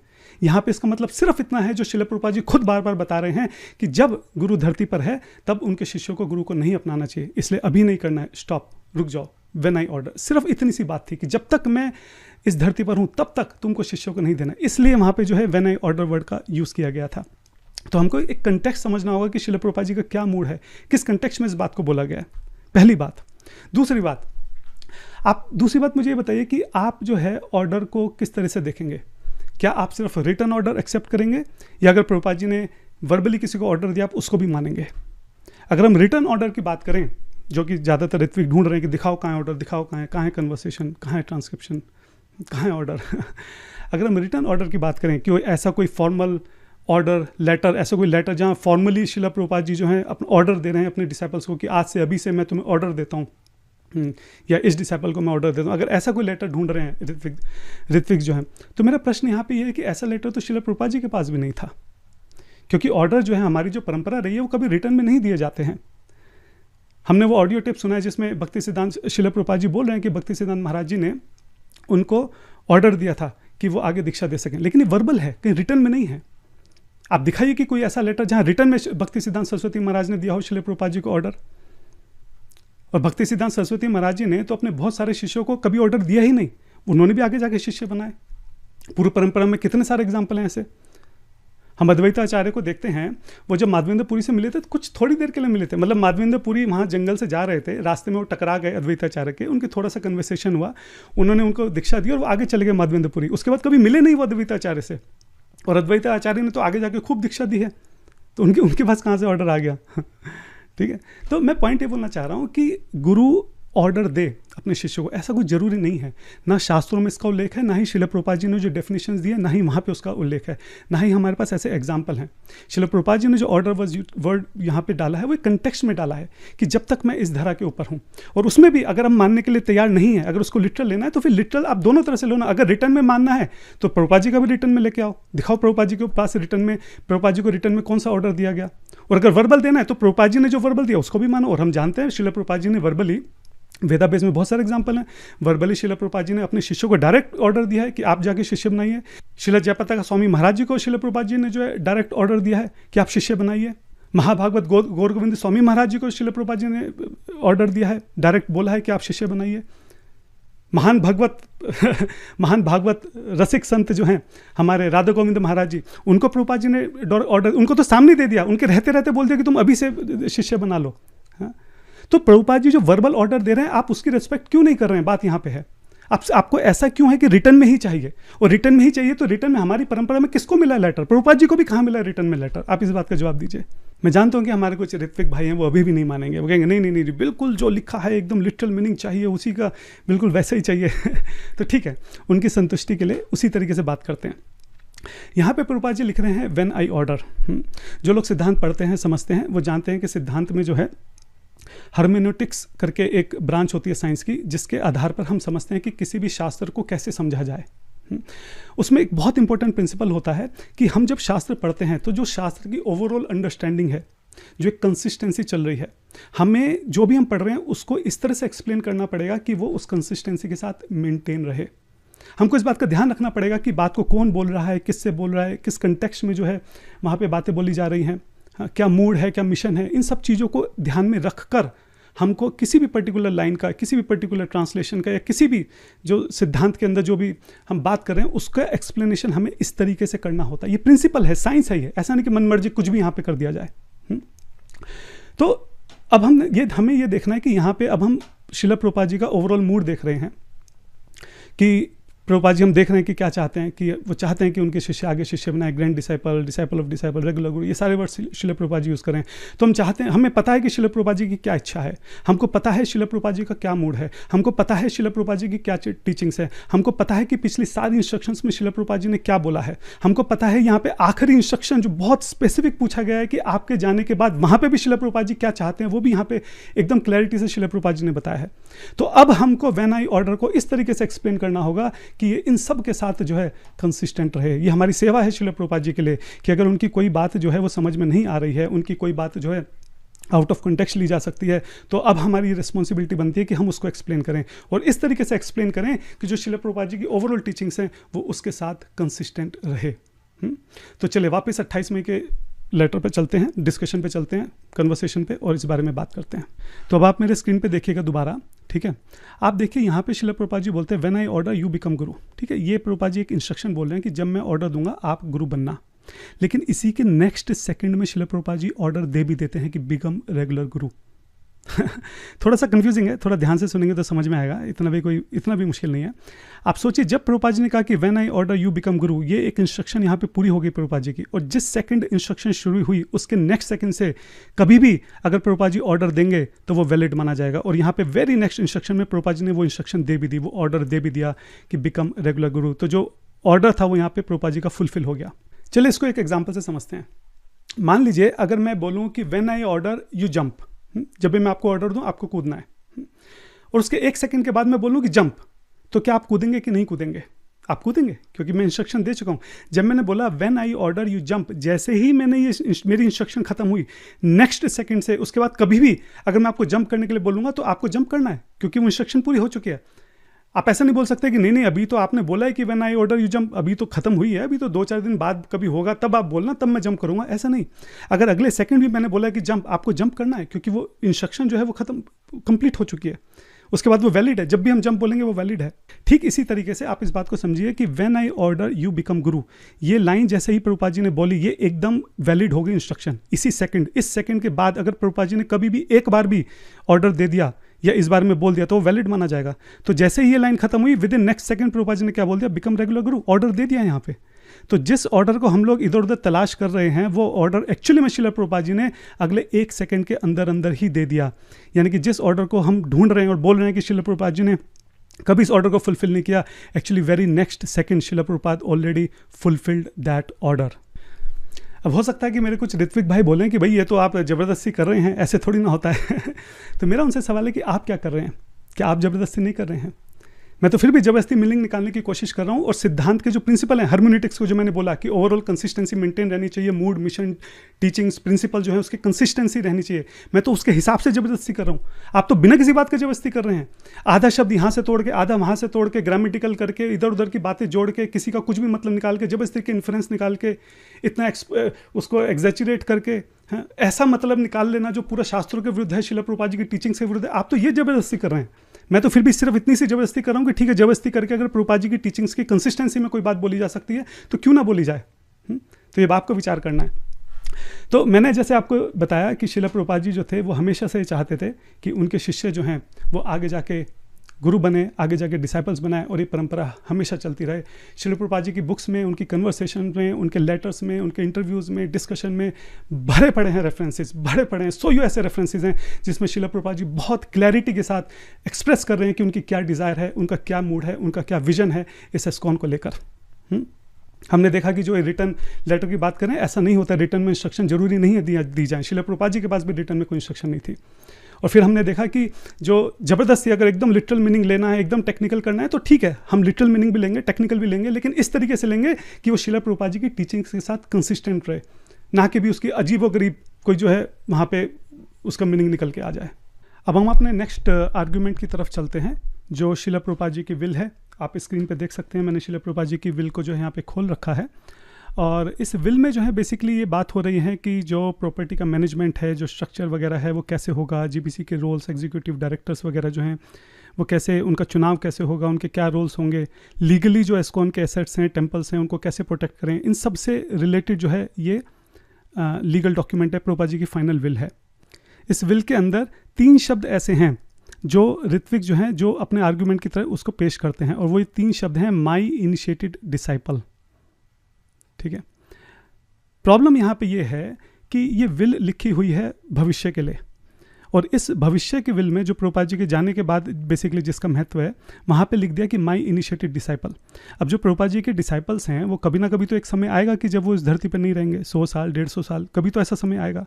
तो जब ऐसा समय आ जाएगा कि जब प्रभुपाद जी के कोई भी इनिशिएटेड डिसाइपल जो है वो धरती पे नहीं रहेंगे, तो ये जो प्रभुपाद जी का है कि जो डायरेक्टर है उनका चुनाव कैसे होगा, ये जो कंडीशन यहाँ पे बोली है जिसके लिए श्रील प्रभुपाद जी ने ये जो विल में जो ऐड करी गई है लाइन कि माई इनिशिएटेड डिसाइपल, ये कैसे पूरी हो सकती है? ये पॉसिबल ही नहीं है।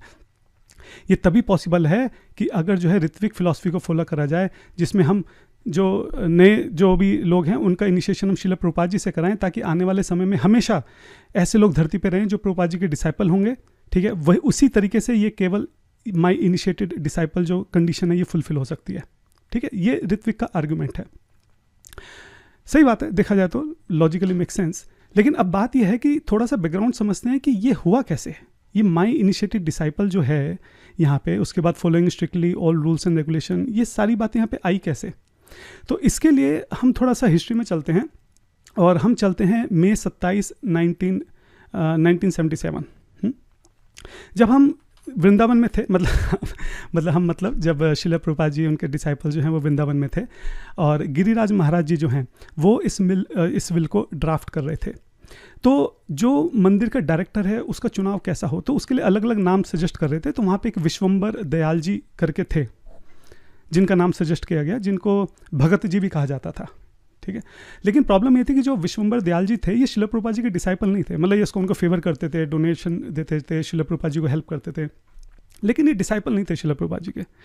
ठीक है, तो उनके नाम के ऊपर चर्चा हो रही थी। श्रील प्रभुपाद जी भी चाहते थे कि हाँ वो क्वालिफाइड हैं, कॉम्पिटेंट हैं, वो चाहते थे कि वो डायरेक्टर बने, लेकिन क्योंकि वो उनके इनिशिएटेड डिसाइपल नहीं है तो श्रील प्रभुपाद जी को वहाँ पर प्रॉब्लम थी। तो श्रील प्रभुपाद जी ने वहाँ पे बोला कि एक्चुअली इस बात का ध्यान रखना है कि डायरेक्टर वही बनेगा one who is my initiated disciple. ऐसे आप किसी को डायरेक्टर मत बना देना। One who is my initiated disciple and one who strictly follow rules and regulation. अब ये बात जो है गिरिराज महाराज जी वहाँ खड़े हुए थे और वो कान लगाकर सुन रहे थे। उन्होंने सुन लिया कि प्रभुपाद जी ने क्या बोला कि my initiated disciple, rules and regulation. और अगले दिन, यानी अगले दिन मतलब 2-3 दिन के बाद 2 जून 1977 को जब उन्होंने विल ड्राफ्ट करी, उन्होंने यहाँ पे लिख दिया माई इनिशिएटेड डिसाइपल। और यहाँ पे आगे जैसे श्रील प्रभुपाद जी ने बोला था कि रूल्स एंड रेगुलेशन फॉलो होने चाहिए, सेम चीज़ जो है उन्होंने यहाँ पे उठा के डाल दी कि रूल्स एंड रेगुलेशन फॉलो होने चाहिए और माई इनिशिएटेड डिसाइपल। अब देखा जाए तो बहुत बड़ा टेक्निकल एरर है, क्योंकि जो विल है ये श्रील प्रभुपाद जी के जाने के बाद के लिए है। ठीक है, और तो ये टेक्निकली इनवैलिड होगी बात। तो जब गिरिराज महाराज जी से इस बारे में पूछा गया कि आपने ऐसा कैसे किया, तो महाराज जी एक्सेप्ट करते हैं कि हाँ उनसे गलती हो गई। वो कहते हैं कि जब वो रिट्रोस्पेक्ट करते हैं तो वो बोलते हैं कि समहाउ हमारा माइंड ऐसा ट्यून था कि हमारा श्रील प्रभुपाद जी के बिना कोई अस्तित्व ही नहीं था। हम जानते हुए भी कि ये विल लिख रहे हैं जो कि श्रील प्रभुपाद जी के जाने के बाद की है, तब भी हम लोग, हमारा दिमाग जो था वो इस तरह से काम ही नहीं करता था कि श्रील प्रभुपाद जी के जाने के बाद क्या होगा। और सर्टेनली उस वक्त हमने ये नहीं सोचा कि हम 150 साल के बाद क्या होगा। सर्टेनली हमको ये नहीं पता था कि आने वाले समय में ये ऋत्विक और ये सारी जो है इतनी बड़ी प्रॉब्लम्स क्रिएट हो जाएंगी और मेरे लिखे गए ये 2-3 वर्ड्स की वजह से इतना बड़ा बवंडर खड़ा हो जाएगा। उस वक्त मैं ये सब नहीं सोच पाया। आप एक बात सोचिए कि यहाँ पे जिन लोगों के बारे में हम बात कर रहे हैं, फॉर एग्जांपल गिरिराज महाराज हैं, प्रभुपाद जी के और भी जो डिसाइपल्स हैं, ऐसा नहीं है कि कोई 50-60 साल के बहुत एक्सपीरियंस लोग थे। हाँ, ऐसा नहीं था कि ये कोई लीगल एक्सपर्ट लोग थे। ये सब लोग अपनी पूरी क्षमता से, पूरी ताकत के साथ प्रभुपाद जी की पूरी शरणागति लेकर उनकी सेवा करने का प्रयास कर रहे थे। जो भी शिला प्रभुपाद जी उनको काम बोलते थे, वो ये नहीं बोलते थे कि हम भाई ये तो हमारी एक्सपर्टीज़ नहीं है, ये तो हमको आता नहीं है, ये तो हमसे होगा नहीं। ऐसा नहीं, जो भी शिला प्रभुपाद जी ने बोला आगे से बढ़कर पूरा कूद पड़ते थे उसमें।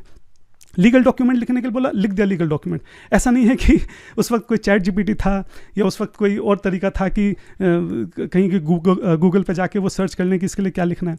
उस वक्त जो उन्होंने शिला प्रभुपाद जी के मुंह से सुना एज इट इज़ उन्होंने यहाँ पे लिख दिया। और ये थोड़ा सा अनफॉर्चुनेट है कि शिला प्रभुपाद जी ने उस वक्त जैसे बोला कि माई इनिशिएटेड डिसाइपल, वो सेम चीज़ आकर इन्होंने यहाँ पे लिख दी कि माई इनिशिएटेड डिसाइपल, और इससे पूरा मीनिंग जो है वो इस लाइन का यहाँ पे चेंज हो जाता है।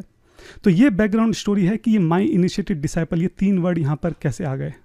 अब आप एक बात और समझिए कि ये जो विल है शिला प्रभुपाद जी की, ये पूरा डॉक्यूमेंट जो है, इस पूरे डॉक्यूमेंट में डिस्कशन हुआ है कि प्रॉपर्टी का जो है कैसे रख रखाव करा जाएगा। हाँ, प्रॉपर्टी के जो आगे सक्सेशन है वो कैसे डिसाइड होंगे, डायरेक्टर्स कैसे डिसाइड होंगे, ट्रस्टीज़ कैसे होंगे, जीबीसी का स्ट्रक्चर कैसे होगा, टेंपल की जो मेंटेनेंस है, जो इंस्ट्रक्शन है वो कैसे यहाँ पे मेंटेन कैसे करे जाएंगे लीगली। मतलब इस पूरे डॉक्यूमेंट में कहीं पर भी शिला प्रभुपाद जी जो है वो फिलोसफिकल बात नहीं कर रहे हैं। कहीं पर भी शिला प्रभुपाद जी ने ये नहीं बोला, एक बार भी नहीं बोला कि the ritvik system shall continue, all future initiates shall be mine alone. ये जो यहाँ पे बात भी हो रही है कि माई इनिशिएटेड डिसाइपल, ये इनिशिएटेड डिसाइपल जो है ये मैनेजियल कंटेक्स्ट में हो रही है।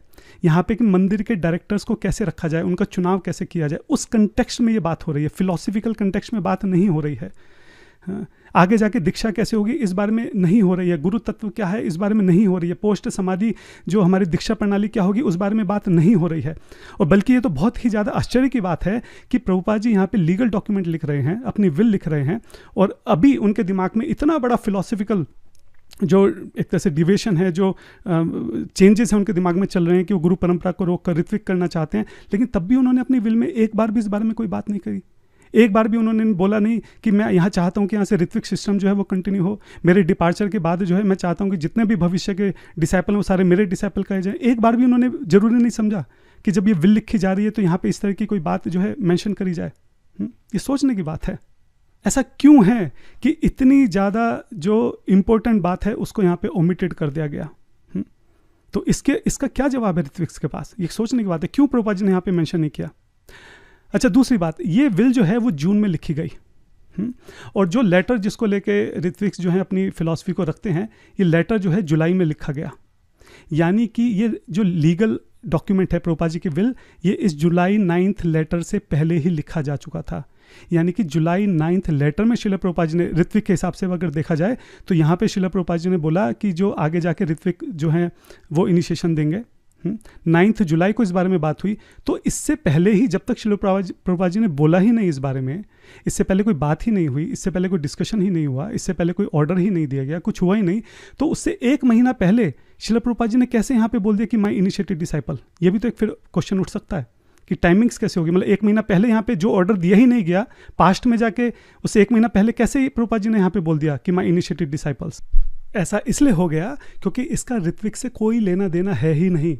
ये सिर्फ वहाँ पे जो एक लोकल टेम्परेरी स्पेसिफिक वहाँ पे जो चर्चा हो रही थी कि भगत जी को जो है डायरेक्टर कैसे बनाया जाए, उनका पहले इनिशिएशन कराया जाए, ठीक है, उस स्पेसिफिक चर्चा के दौरान, डिस्कशन के दौरान शिला प्रभुपाद जी के मुंह से जो निकला कि ओनली माई इनिशिएटेड डिसाइपल, उस बात को सुनकर गिरिराज महाराज ने जो है एग्जैक्टली वही 3 शब्द यहाँ पे लिख दिए कि माई इनिशिएटेड डिसाइपल। समहाउ उस वक्त उन्होंने नहीं सोचा कि आने वाले 50 साल बाद, 100 साल बाद ये ऋत्विक करके कोई इशू हो जाएगा और ये 3 वर्ड जो वो यहाँ पे लिख रहे हैं उसका गलत मतलब निकालकर, आउट ऑफ कंटेक्स्ट मतलब निकालकर संस्था जो है, मंदिर के मंदिर जो है इस्कॉन से अलग कर दिए जाएंगे और अलग संस्थाएं जो है वहाँ पे प्रारंभ कर दी जाएंगी। तीसरा आर्गुमेंट यहाँ पे ये है, सेम आर्गुमेंट जो मैंने 9 जुलाई में भी किया था, कि अगर कोई ऐसी बात, अगर कुछ ऐसे वर्ड्स आ रहे हैं जो कि कंसिस्टेंट नहीं है शिला प्रभुपाद जी की ओवरऑल जो उनका मूड है, जो उनकी टीचिंग्स हैं, जो प्रिंसिपल्स हैं, तो हमको कोशिश करनी है कि उसको कैसे एक्सप्लेन करें कि वो सिंक हों, हार्मोनाइज हों शिला प्रभुपाद जी के साथ, ना कि भी एकदम आउट ऑफ द वे जाके एकदम ही उसका बिल्कुल ही कोई ऐसा मतलब निकाल दें जिसका दूर दूर तक कोई लेना देना नहीं है। तो जो यहाँ पे माई इनिशिएटेड डिसाइपल्स है, बजाय इसका ये मतलब निकालने के कि all those future disciples will be forever initiated with me through ritvik, इतना लंबा चौड़ा एक्स्ट्रापोलेशन करने के हम जो सिंपल शास्त्रिक जो एक डेफिनेशन है वो क्यों नहीं ले सकते? शास्त्रों में जो डिसाइपल की डेफिनेशन है वो ये भी दे रखी है कि अगर कोई व्यक्ति किसी को फॉलो करता है, किसी से इन्फ्लुएंस होता है, किसी डॉक्ट्रिन से, किसी फिलॉसफी से, किसी व्यक्ति से, तो उसको भी डिसाइपल ही बोला जाता है। जैसे हम बोलते हैं कि श्रील प्रभुपाद जी हमारे परम गुरु हैं, या भक्ति विनोद ठाकुर महाराज जी को भी हम अपना गुरु करके बोलते हैं। हाँ, तो यहाँ पर हम सीधा मतलब ये क्यों नहीं निकालना चाह रहे, जो कि एक्चुअली श्रील प्रभुपाद जी बोलना भी चाह रहे हैं, कि जो भी आगे जाके डायरेक्टर बनेंगे वो हों जो उनके फॉलोअर्स हों, जो एस्कॉन के अंदर हों, जो हमारी जो श्रील प्रभुपाद जी की जो गुरु परंपरा चली आ रही है वो उसका पार्ट हों। हाँ, ये मतलब जो सीधा साधा निकल सकता है, स्ट्रेट फॉरवर्ड निकल सकता है, और जिसके मतलब निकालने से एक कंसिस्टेंसी बनी रहेगी, प्रभुपाद जी की मूड एंड टीचिंग्स के साथ जो है हार्मनी बनी रहेगी, वो मतलब क्यों नहीं निकालना? इतना ऋत्विक का मतलब, ये 3 वर्ड की वजह से पूरा ऋत्विक का मतलब निकाल दिया, 3 वर्ड की वजह से जो सीधा साधा मतलब निकल रहा है वो मतलब क्यों नहीं निकालना? वो मेरा सवाल है यहाँ पे। तो जिनके अंदर थोड़ा सा भी कॉमन सेंस होगा वो ये समझेंगे कि इसके पीछे की क्या हिस्ट्री है, किस कंटेक्स्ट में यहाँ पे बात चल रही है। वो इस बात को समझेंगे कि ये जो प्रभुपाद जी की विल है ये एक लीगल डॉक्यूमेंट है, जो कि प्रॉपर्टी के बेस्ड के, जो इसका कंटेक्स्ट जो है वो प्रॉपर्टी के ऊपर है। हाँ, कि प्रॉपर्टी का मेंटेन कैसे किया जाएगा। और यहाँ पे श्रील प्रभुपाद जी सिर्फ इतनी सी बात बोलना चाह रहे हैं कि वो चाहते हैं कि जो प्रॉपर्टी के डायरेक्टर हैं उन लोगों का चुनाव इस बात पे हो जो कि श्रील प्रभुपाद जी की टीचिंग्स के साथ फेथफुल हों, एक ट्रस्टेड डिवोटी हो एस्कॉन के अंदर। ये नहीं कि बाहर का कोई भी जना जो आ गया, जो जिसका इनिशिएशन तक नहीं हुआ एस्कॉन के अंदर, उसको भी हम प्रॉपर्टी का डायरेक्टर बना दे। इस कंटेक्स्ट में यहाँ पे बात चल रही है। इस पूरे डॉक्यूमेंट में कहीं पर भी इस तरह की कोई बात नहीं हुई कि आगे जाके जो इनिशिएशन सिस्टम है वो कैसा होगा। इस पूरे डॉक्यूमेंट में कहीं भी कोई ऐसी बात नहीं हुई कि ऋत्विक मॉडल कैसा होगा। इस पूरे डॉक्यूमेंट में कहीं भी कोई ऐसी बात नहीं हुई कि थियोलॉजिकल जो एक डायरेक्टिव है कि आगे जो गुरु का सक्सेशन होगा, गुरु परंपरा है वो कैसे चली जाएगी, फिलॉसफी से रिलेटेड इस पूरे डॉक्यूमेंट में कहीं कोई बात है ही नहीं, सिर्फ प्रॉपर्टी से रिलेटेड बात है।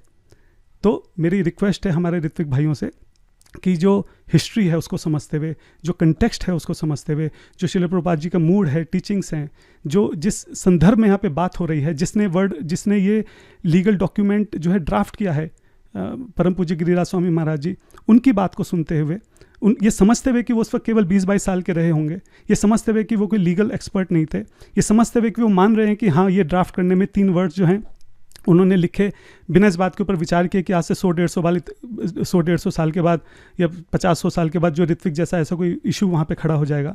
ठीक है, समझते हैं कि उनकी क्या क्वालिफिकेशन है, कि किस तरीके से श्रील प्रभुपाद जी की हेल्प कर रहे हैं। अगर थोड़ा सा भी किसी के अंदर कॉमन सेंस होगा, अगर थोड़ा सा भी सच में कोई चाहता होगा कि बात को सही से समझा जाए, वो बड़े आराम से इस बात को समझ सकता है कि यहाँ पे माई इनिशिएटेड डिसाइपल का क्या मतलब है।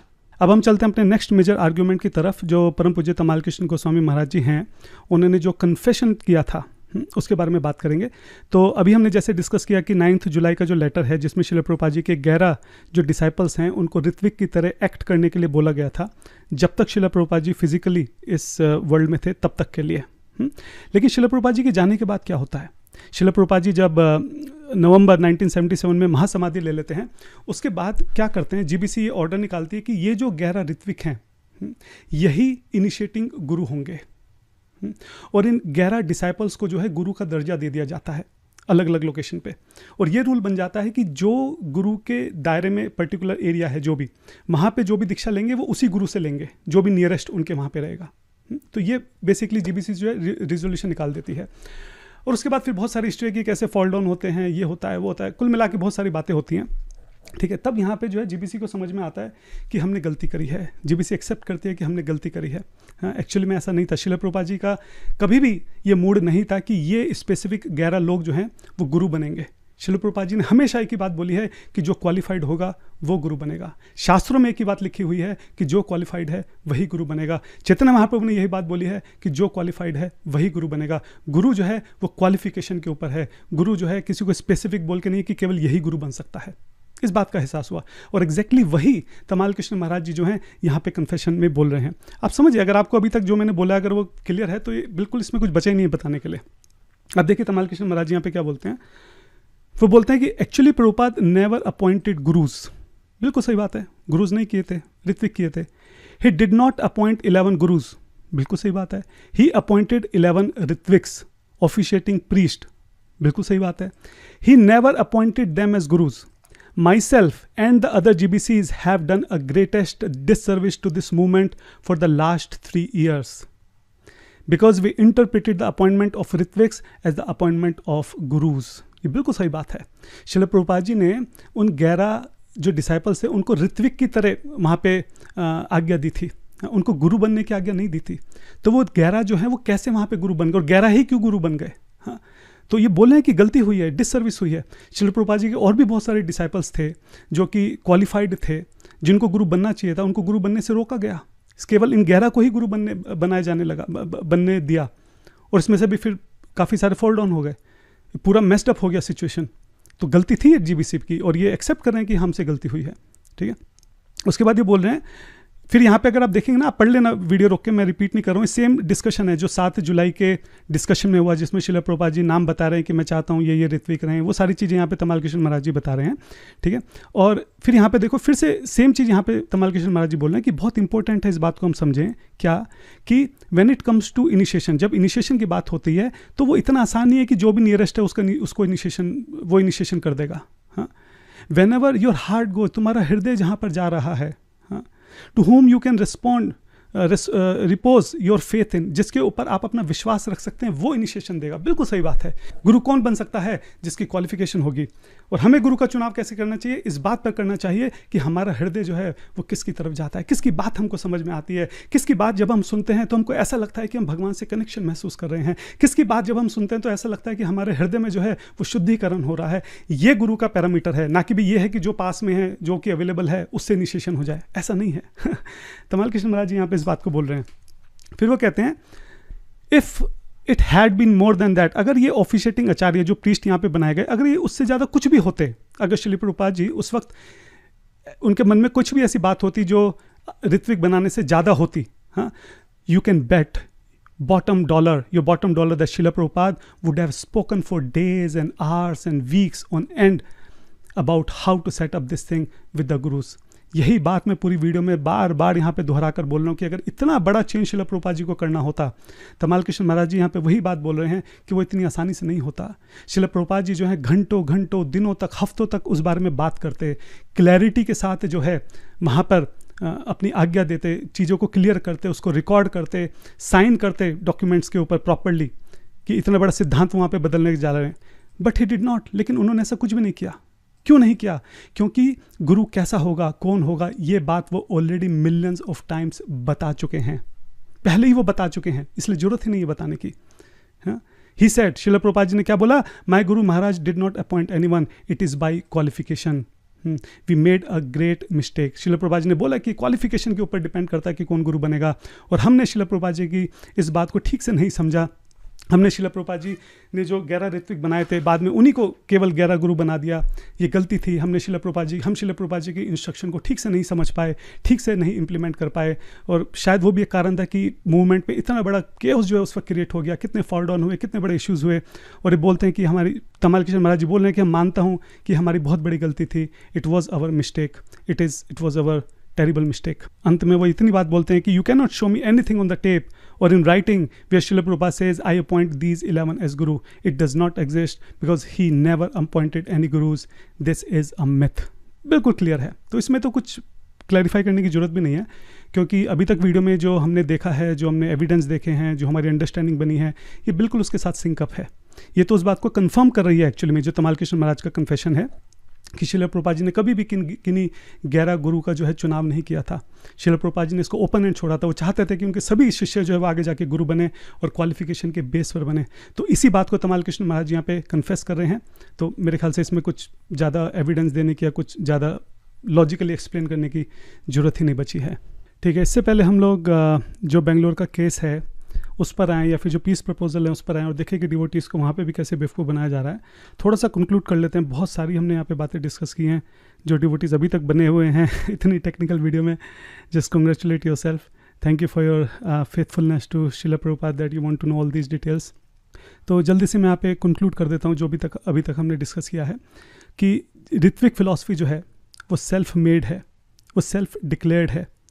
It can not be presented without committing multiple errors of fact, errors of logic, unproven assumptions, contradictions, omissions, and word jugglery. जब तक ये सब चीज़ें ना करी जाएं, जब तक आपके लॉजिक में, अजम्पशंस में चीज़ों को तोड़ मरोड़ के ना दिखाया जाए, इस शब्द को वहाँ से जोड़ दिया, किसी वर्ड का कोई भी मतलब निकाल लिया, बहुत एग्जैचरेट कर दिया, एक्स्ट्रापोलेट कर दिया, जब तक ये सारी चीज़ें आप नहीं करोगे, ऋत्विक फिलॉसफी को किसी भी तरीके से स्ट्रेट फॉरवर्ड तरीके से एक्सप्लेन करा ही नहीं जा सकता। दूसरा जो कॉमन हमारा आर्ग्यूमेंट थ्रू आउट चल रहा है कि श्रील प्रभुपाद जी कभी भी सीक्रेट में कोई थियोलॉजिकल शिफ्ट नहीं कर सकते। जो भी मेजर चेंजेस होंगे वो पब्लिक में हमेशा बताए जाते थे। अगर दीक्षा या ऋत्विक फॉरएवर प्रभुपाद जी को करना था, उसके ऊपर कोई एक्सप्लेनेशन नहीं है, कोई लेक्चर नहीं है, कोई डॉक्यूमेंट नहीं है, फ्यूचर में कैसा होगा उस बारे में कुछ नहीं पता। गुरु साधु शास्त्र से कोई लेना देना नहीं। गुरु का तो हमने देखा श्रील प्रभुपाद जी की कैसे जो कंसिस्टेंट इंस्ट्रक्शंस चल रही हैं उसके विपरीत जाकर वर्ड्स को, जैसे मैंने बोला कि एक्स्ट्रापोलेट कर ज़बरदस्ती उसका मतलब यहाँ पे निकाला गया है। साधु से तो कोई लेना देना है ही नहीं इनको। जैसे पिछली बार भी मैंने अपनी पिछली वीडियो में भी बोला था, जैसे श्री नारायण गोस्वामी महाराज हैं, बहुत ही एग्जॉल्टेड आचार्य हैं, श्रील प्रभुपाद जी के बहुत क्लोज थे, उनके प्रिय बंधु थे, उनके मित्र थे, एक कमरे में कई कई साल दोनों साथ में रहे हैं।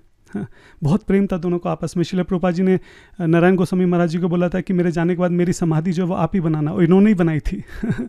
तो जब उनसे इस बारे में पूछा गया, बहुत बड़े स्कॉलर थे, तो जब उनसे इस बारे में पूछा गया तो उन्होंने बिल्कुल क्लियर इस बात को बोला कि ऋत्विक जैसा कुछ नहीं होता, ये गलत है। ये डॉक्यूमेंट है, आप पढ़ सकते हैं, मैं नीचे डिस्क्रिप्शन में इसका लिंक दे दूंगा।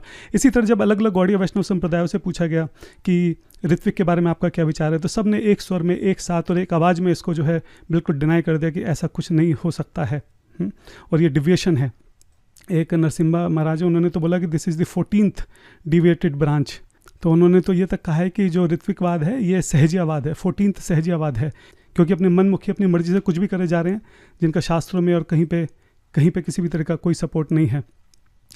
तो गुरु की इंस्ट्रक्शन को बदल दिया गया है। साधु से कोई लेना देना नहीं है, शास्त्रों से कोई लेना देना नहीं है। मैंने आपको बताया कैसे कैसे लॉजिक ये दे रहे हैं। मैंने आपको पहले बताया कि किस तरह के आर्गूमेंट्स हैं इनके, कि 85% शास्त्र जो लुप्त हो गया उसमें कहीं ना कहीं होगा। तो इस तरह के फुद्दू लॉजिक के साथ जो है ये ऋत्विक जो फिलॉसफी है उसको आगे ले जाना चाहते हैं। ठीक है, उसके बाद नेक्स्ट ये है कि अच्छा आप ये देखिए कि जो ये वर्ड्स यूज़ करते हैं कि ऋत्विक गुरु, ऋत्विक सिस्टम, ऑफिशिएटिंग आचार्य सिस्टम, ये कहीं वर्ड्स श्रील प्रभुपाद जी ने यूज़ करे ही नहीं। ये सब खुद के बनाए हुए वर्ड्स हैं।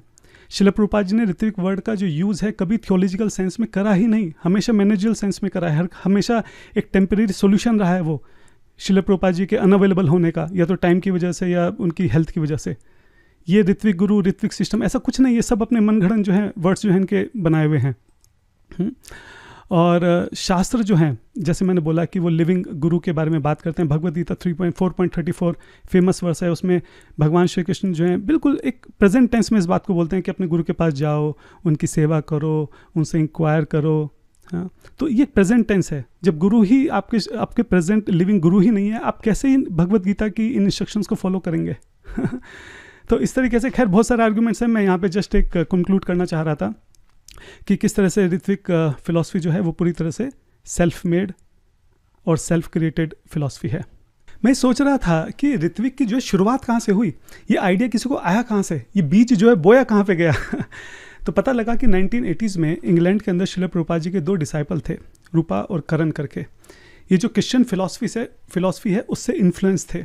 हाँ, और उसी वक्त 1980s में जो है इस्कॉन के अंदर बहुत बुरा समय चल रहा था, कितने जो गुरु हैं फॉल डाउन हुए थे और भी कई सारे इश्यूज चल रहे थे। तब वहाँ पे ये आइडिया लेके आए कि जैसे क्रिश्चियनिटी में होता है कि जैसे जीसस हैं आखिरी गुरु हैं, उसी आइडिया को इन्होंने यहाँ पे इंट्रोड्यूस किया और उन्होंने सबसे पहला पब्लिकेशन निकाला कि वैदिक विलेज रिव्यू।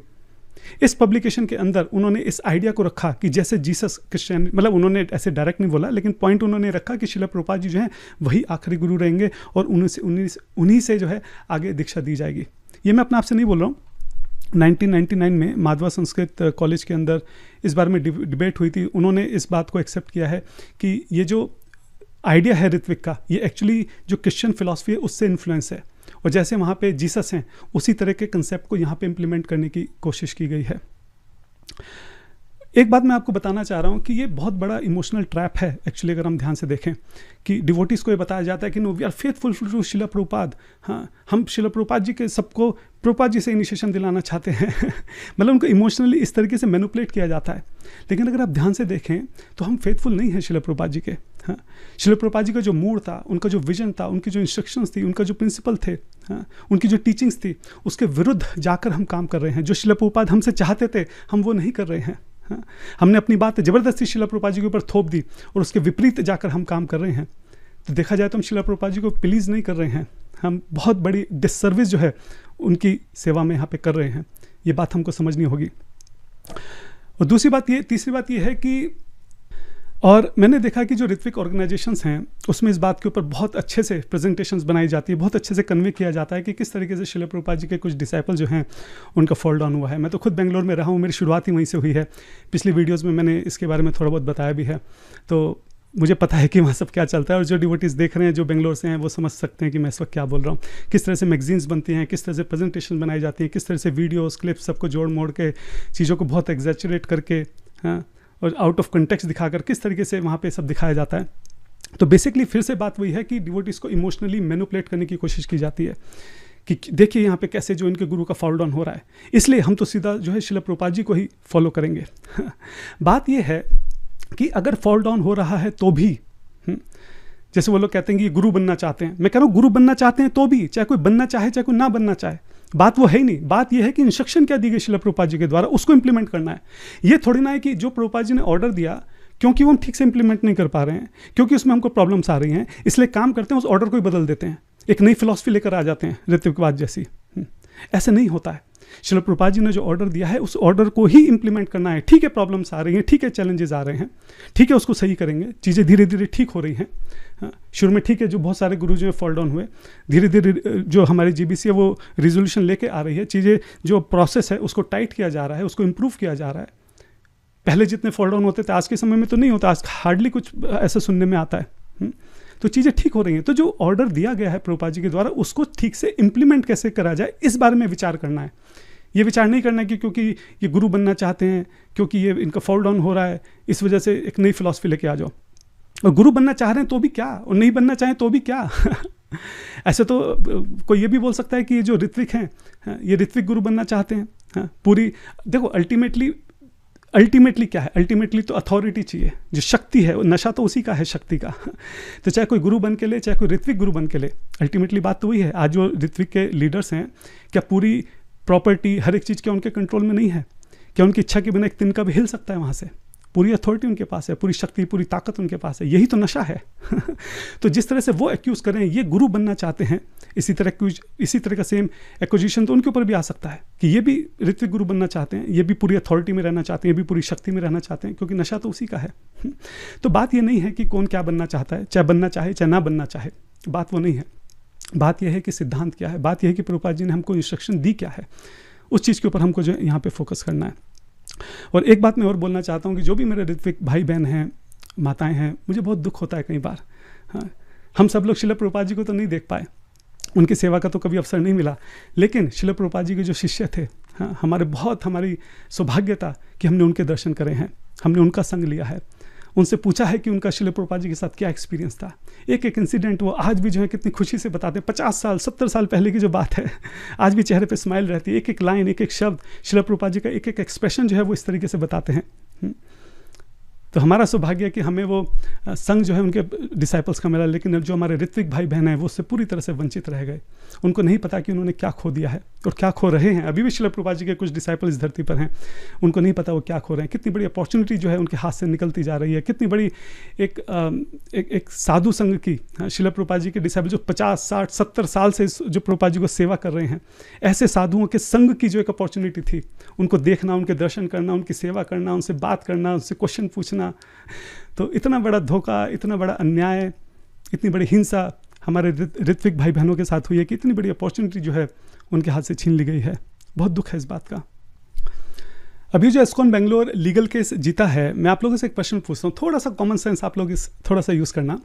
इस मंदिर की स्थापना 1971 में 1971 में शिला प्रभुपाद जी के द्वारा इस्कॉन में हुई थी। तो जिस मंदिर का लीगल रजिस्ट्रेशन इस्कॉन में हुआ है, आज कोर्ट जो है वो मंदिर किसी और को कैसे दे सकती है? ये कैसे संभव है?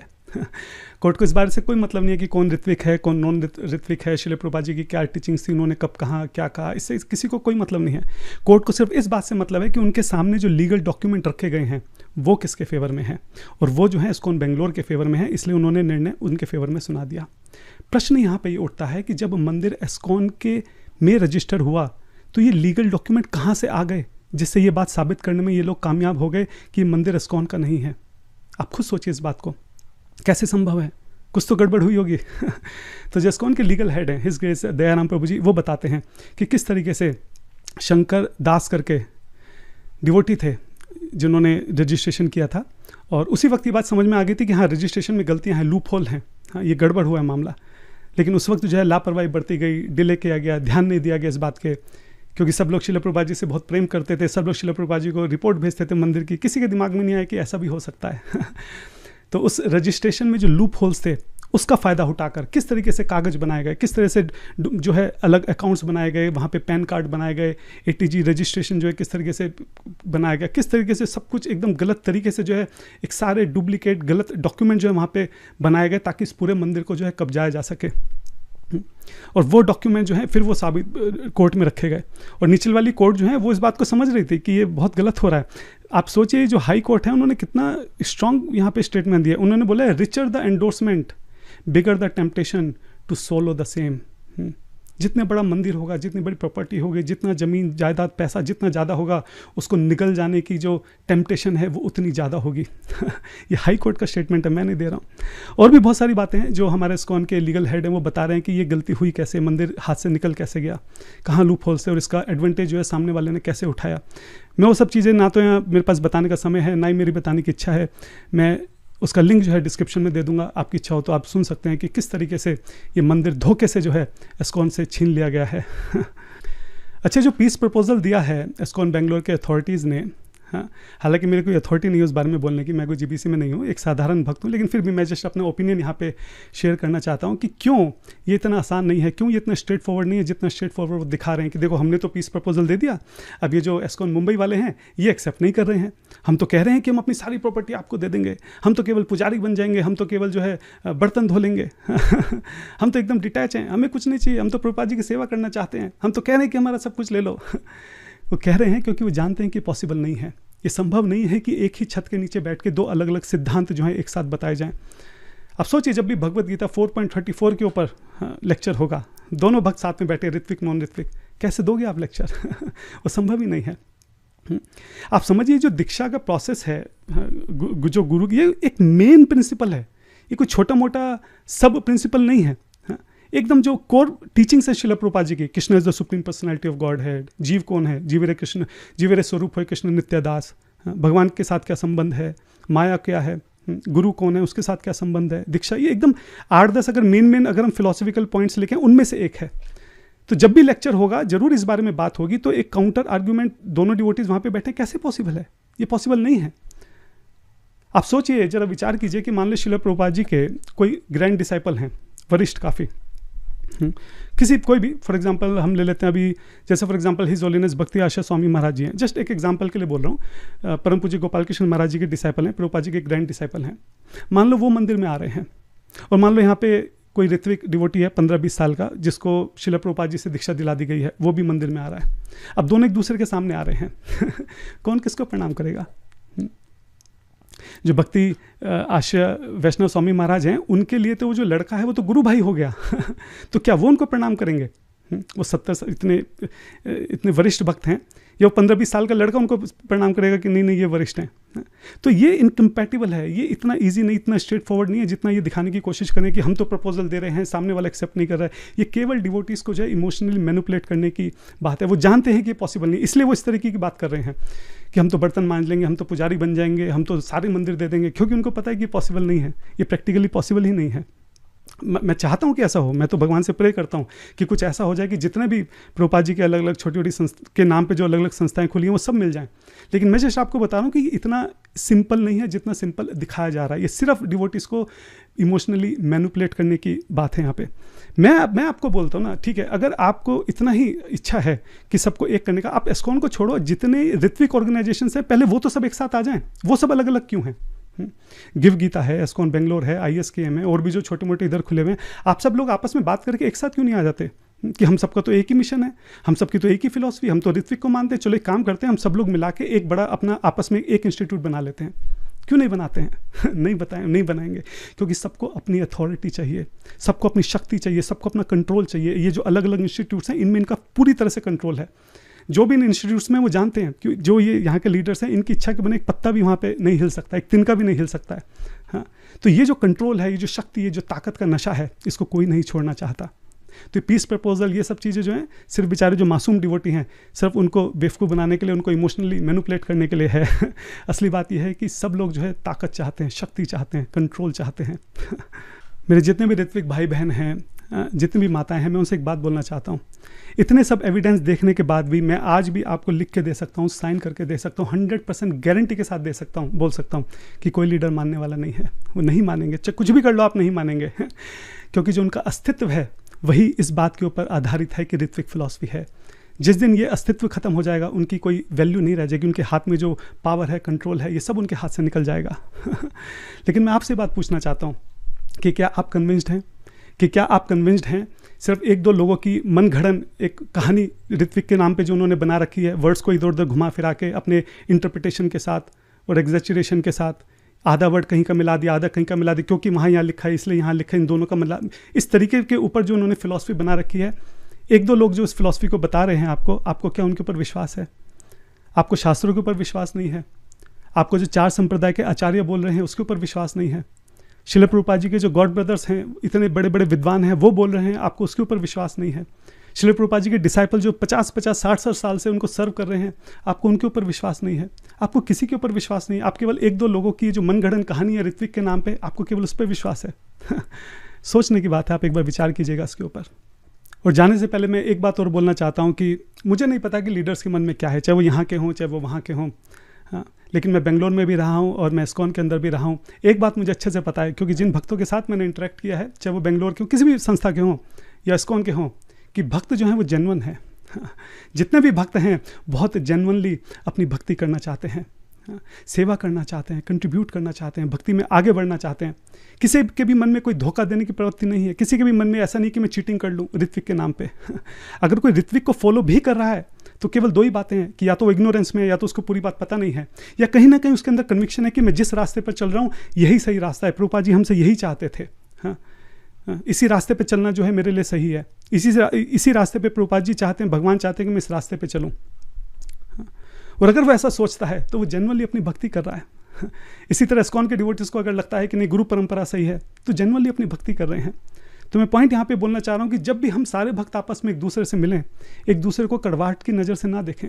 हाँ, आप समझिए कि हर एक भक्त, चाहे वो किसी भी संस्था का हो, बाहर जो लोग रह रहे हैं, जो मायावृत्ति में लगे पड़े हैं, जो दिन रात जो भोग विलास कर रहे हैं, उन सभी करोड़ों लोगों से करोड़ों गुना ज़्यादा हमारा हर एक भक्त है, हर एक संस्था का। इसलिए जब भी हम किसी भक्त को देखें, चाहे वो किसी भी संस्था का हो, बहुत प्रेम से देखें, उससे गले मिलें, उसको दंडवत करें, उसकी सेवा करने का प्रयास करें। कभी भी ऐसे न रखें कि ये तो उस संस्था का, ये तो इस संस्था का है। केवल एक ही बिंदु पे तो मतभेद है, उसके अलावा तो कोई मतभेद नहीं है। उसके अलावा तो सारी टीचिंग सेम है, हम सब एक ही परिवार का हिस्सा हैं। और ये ना सोचे कि ये भी वही क्यों नहीं सोचता जो मैं सोचता हूँ, ये जरूरी नहीं है। पूरी गीता बोलने के बाद कृष्ण जो है वो अर्जुन से बोल देते हैं, यथेच्छसि तथा गुरु, जैसे तुम्हें इसे लगता है वैसा करो। तो जब भगवान फ्री विल के साथ इंटरफेरेंस नहीं कर रहे हैं, हमारा क्या अधिकार है कि हम सामने वाले की फ्री विल के साथ इंटरफेरेंस करें? अगर उसको लगता है कि ऋत्विक का ही रास्ता सही है तो चलने दो ना उसको उस रास्ते पे। आपका काम है कि केवल अपना पक्ष रखना। उस पक्ष को सुनने के बाद भी अगर उसको लगता है कि वही सही है तो क्यों उसको इंटरफेयर करना, क्यों उसको रोकना जबरदस्ती? आप समझिए, हम सबका एक बहुत क्लियर अंडरस्टैंडिंग होना चाहिए कि ये एक बिंदु है जिसके ऊपर हम अलग अलग संस्थाओं के बीच में मतभेद है।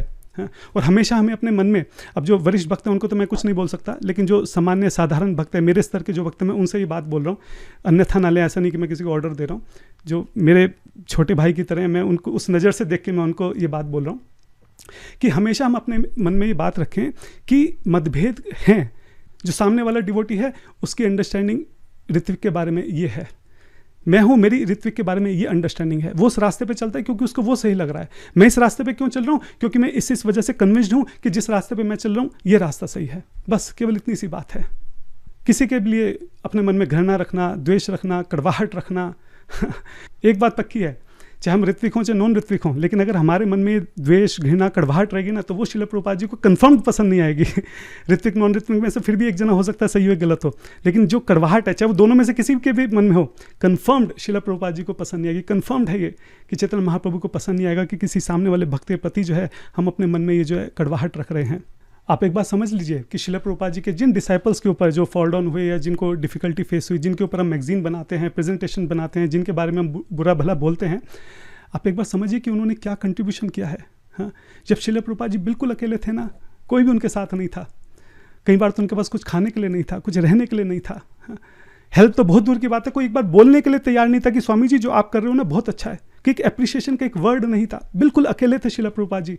ये वो लोग हैं जिन्होंने तब उस वक्त श्रील प्रभुपाद जी की हेल्प करी थी, तब ये जाके उनके साथ खड़े हुए थे। मुझे ध्यान आ रहा है कि कुछ समय पहले की बात है, परम पूज्य राधानाथ स्वामी महाराज जी जो हैं, एक काफ़ी बुजुर्ग व्यक्ति थे, उनको हाथ जोड़कर, उनका हाथ पकड़कर, हाथ जोड़कर उनको बार बार प्रणाम कर रहे थे। तो मैंने पूछा तो मुझे पता चला कि कौन है जो महाराज इतना प्रणाम कर रहे हैं बार बार, क्या बात हो गई। तब पता चला कि वो जो व्यक्ति है वो श्रील प्रभुपाद जी से मिला था, उसने श्रील प्रभुपाद जी को थैंक यू बोला था कि आप जो स्वामी जी जो आप कर रहे हैं ना, ये बहुत अच्छा काम है, हाँ बहुत अच्छा काम कर रहे हैं आप। तो ये कुछ वर्ड्स जो हैं उसने एप्रिसिएशन के श्रील प्रभुपाद जी को बोले थे। तो महाराज जो है उस व्यक्ति को बार बार धन्यवाद इसलिए कर रहे हैं कि जब श्रील प्रभुपाद जी को सबसे ज़्यादा ज़रूरत थी, जब श्रील प्रभुपाद जी के साथ कोई भी नहीं था, जब वो बिल्कुल अकेले थे, हाँ, एक अच्छा शब्द कोई उनको नहीं बोलता था, उस समय पे उस व्यक्ति ने श्रील प्रभुपाद जी को का अप्रिशिएट किया, उनको थैंक यू बोला। उनको थैंक यू बोलने से श्रील प्रभुपाद जी को उस वक्त शायद खुशी हुई होगी, शायद उनको अच्छा लगा होगा, शायद उनको मोटिवेशन मिला होगा। हाँ, इस व्यक्ति ने हमारे श्रील प्रभुपाद जी का उस समय इस तरह से इसने योगदान दिया। इस बात को जो राधानाथ महाराज जी बार बार उसको धन्यवाद कर रहे थे, आप सोचिए जरा कितनी बड़ी बात है। तो जो भक्त जिन्होंने अपनी पूरी जवानी दे दी, जिन्होंने अपना पूरा जीवन दे दिया, जिन्होंने शादी नहीं की, जिन्होंने जो घिस गए श्रील प्रभुपाद जी के लिए दिन रात, हाँ, अगर बाद में किसी वजह से उन्हें डिफिकल्टी फेस हुई भी, किसी वजह से भी फॉल डाउन हुआ भी, तो क्या आज हम मैगजीन्स बना के और प्रेजेंटेशन बना के और उसका माखोल खड़ा करें, हाँ, या देखें कि चलो जो गलती हुई अब इनकी कैसे हेल्प कर सकते हैं। ये वही लोग हैं जो श्रील प्रभुपाद जी को जब सबसे ज़्यादा जरूरत थी, जब कोई नहीं था, ये उनके साथ खड़े हुए थे। आज किस तरह से हम इनकी हेल्प करें, किस तरह से इनको उठाएं, किस तरह से इनको आगे लेके जाएं, इस पे विचार करें। या मैगजीन्स बनाएं और प्रेजेंटेशंस बनाएं और वीडियो बना के दिन रात जो है सोशल मीडिया पे जो है दुष्प्रचार करें, ये सोचने की बात है। मैं सिर्फ इतनी रिक्वेस्ट कर रहा हूँ, और मैं फिर से बोल रहा हूँ, जो मेरे जैसे सामान्य भक्त हैं उनसे मैं रिक्वेस्ट कर रहा हूँ कि आप कभी भी, चाहे कोई भी लीडर हो, कुछ भी हो, आपको कभी कोई कुछ भी बोले, किसी भी तरीके से वैष्णव अपराध में मत पड़ेगा। आप नहीं जानते, आपको जो दिखाया जा रहा है वो सिर्फ एक कहानी का छोटा सा हिस्सा है, उसके अलावा कहानी बहुत बड़ी है, पीछे की बहुत बातें जो शायद आपको नहीं पता होंगी। किसी की एक गलती को जो बढ़ा चढ़ा के आपको दिखाया जा रहा है, उसके पीछे उसका बहुत बड़ा योगदान रहा होगा, बहुत बड़ा कंट्रीब्यूशन रहा होगा, हो सकता है उसके बारे में आपको ना पता हो। इसलिए सेफर साइड में यही है कि अगर कोई बोल भी रहा है तो उसको इग्नोर कर दिया जाए, ध्यान न दिया जाए, और किसी भी तरीके से अपने से जो है किसी के भी प्रति वैष्णव अपराध ना किया जाए। जाने से पहले जो हमारे हिज ग्रेस वृंदावन चंद्र प्रभु जी हैं और हिज ग्रेस मधु पंडित प्रभु जी हैं, उनके चरणों में सर रखकर मैं माफ़ी मांगता हूँ कि मेरे मुँह से अगर कुछ भी ऐसा निकला जो उनके जो भी फॉलोअर्स हैं या वो स्वयं है, अगर उनको ठेस पहुंची हो तो मुझे क्षमा कीजिएगा। मैं आशा करता हूं कि वो इस बात को समझ रहे हैं कि जैसे वो अपनी सेवा कर रहे हैं, जैसे वो अपने हित में अपनी फ़िलॉसफी के साथ वो खड़े रहते हैं, उस बारे में बात करते हैं, इसी तरीके से ये मेरी भी सेवा है कि मैं भी जो श्रील प्रभुपाद जी के पक्ष की बात है, जो मुझे लगता है कि सही है, मैं भी उसके विषय में बोलूँ। आई होप दे अंडरस्टैंड कि जैसे वो अपनी सेवा कर रहे हैं, ऐसे मैं भी अपनी सेवा कर रहा हूँ। मेरा उद्देश्य किसी भी तरीके से कोई उनको पर्सनल अटैक करना या उनके प्रति कोई घृणा भाव रखना नहीं था। अगर ये एक बिंदु ऋत्विक वाला जो उसको साइड में रख दिया जाए, मैं हृदय से इस बात को मानता हूँ कि जितना हरिनाम उन्होंने लिया है, हाँ, जितनी वैष्णव सेवा उन्होंने की है, जितनी भगवत कथा जो उन्होंने सुनी है, कही है, न जाने मुझे कितने जन्म लग जाएंगे वहाँ तक पहुँचने में। मैं तो उनके चरण की एक धूल के समान भी नहीं हूँ, अगर साधना के पर्सपेक्टिव से इस बात को देखा जाए। तो किसी भी तरह से मेरे मन में उनके लिए कोई घृणा नहीं है। मैं उनका दोनों का बहुत आदर करता हूँ, दोनों के चरणों में सर रखकर बार बार उनसे प्रणाम करता हूँ, उनसे माफ़ी मांगता हूँ। इसी तरह जितने भी भक्त हैं, ना जाने कौन सी संस्था के कौन से भक्त ने इस वीडियो को देखा हो, ना जाने किसके हृदय को कहाँ पर ठेस पहुँची हो, मैं क्षमा प्रार्थी हूँ। आप सब लोग जो हैं सारग्राही बन जाइए। आप सब लोग जो हैं इस सार को पकड़ने का प्रयास कीजिए कि मैं यहाँ पे क्या बोलना चाह रहा था, मैं किस तरह से सिद्धांत की बात को बोलना चाह रहा था। आप इस बात को समझिए कि जो मुझे सही लगता है कि श्रील प्रभुपाद जी की सेवा में ये जरूरी है, अपनी सेवा मानकर मैं उस काम को करना चाह रहा था। किसी भी संस्था के प्रति, किसी भी भक्त के प्रति, चाहे वो किसी भी स्तर पर हो, 1% भी मेरे मन में ना किसी के लिए घृणा है, ना द्वेष है, ना ही किसी के प्रति कोई कड़वाहट है। आप प्लीज़ मुझे अपना छोटा भाई समझ के क्षमा कर दीजिएगा अगर आपको मेरी किसी भी बात से दुख पहुंचा हो तो। वंशकल्पतरुभ्यश्च कृपा सिन्धुभ्यैव च पतितनाम पावनेभ्यो वैष्णवेभ्यो नमो नमः।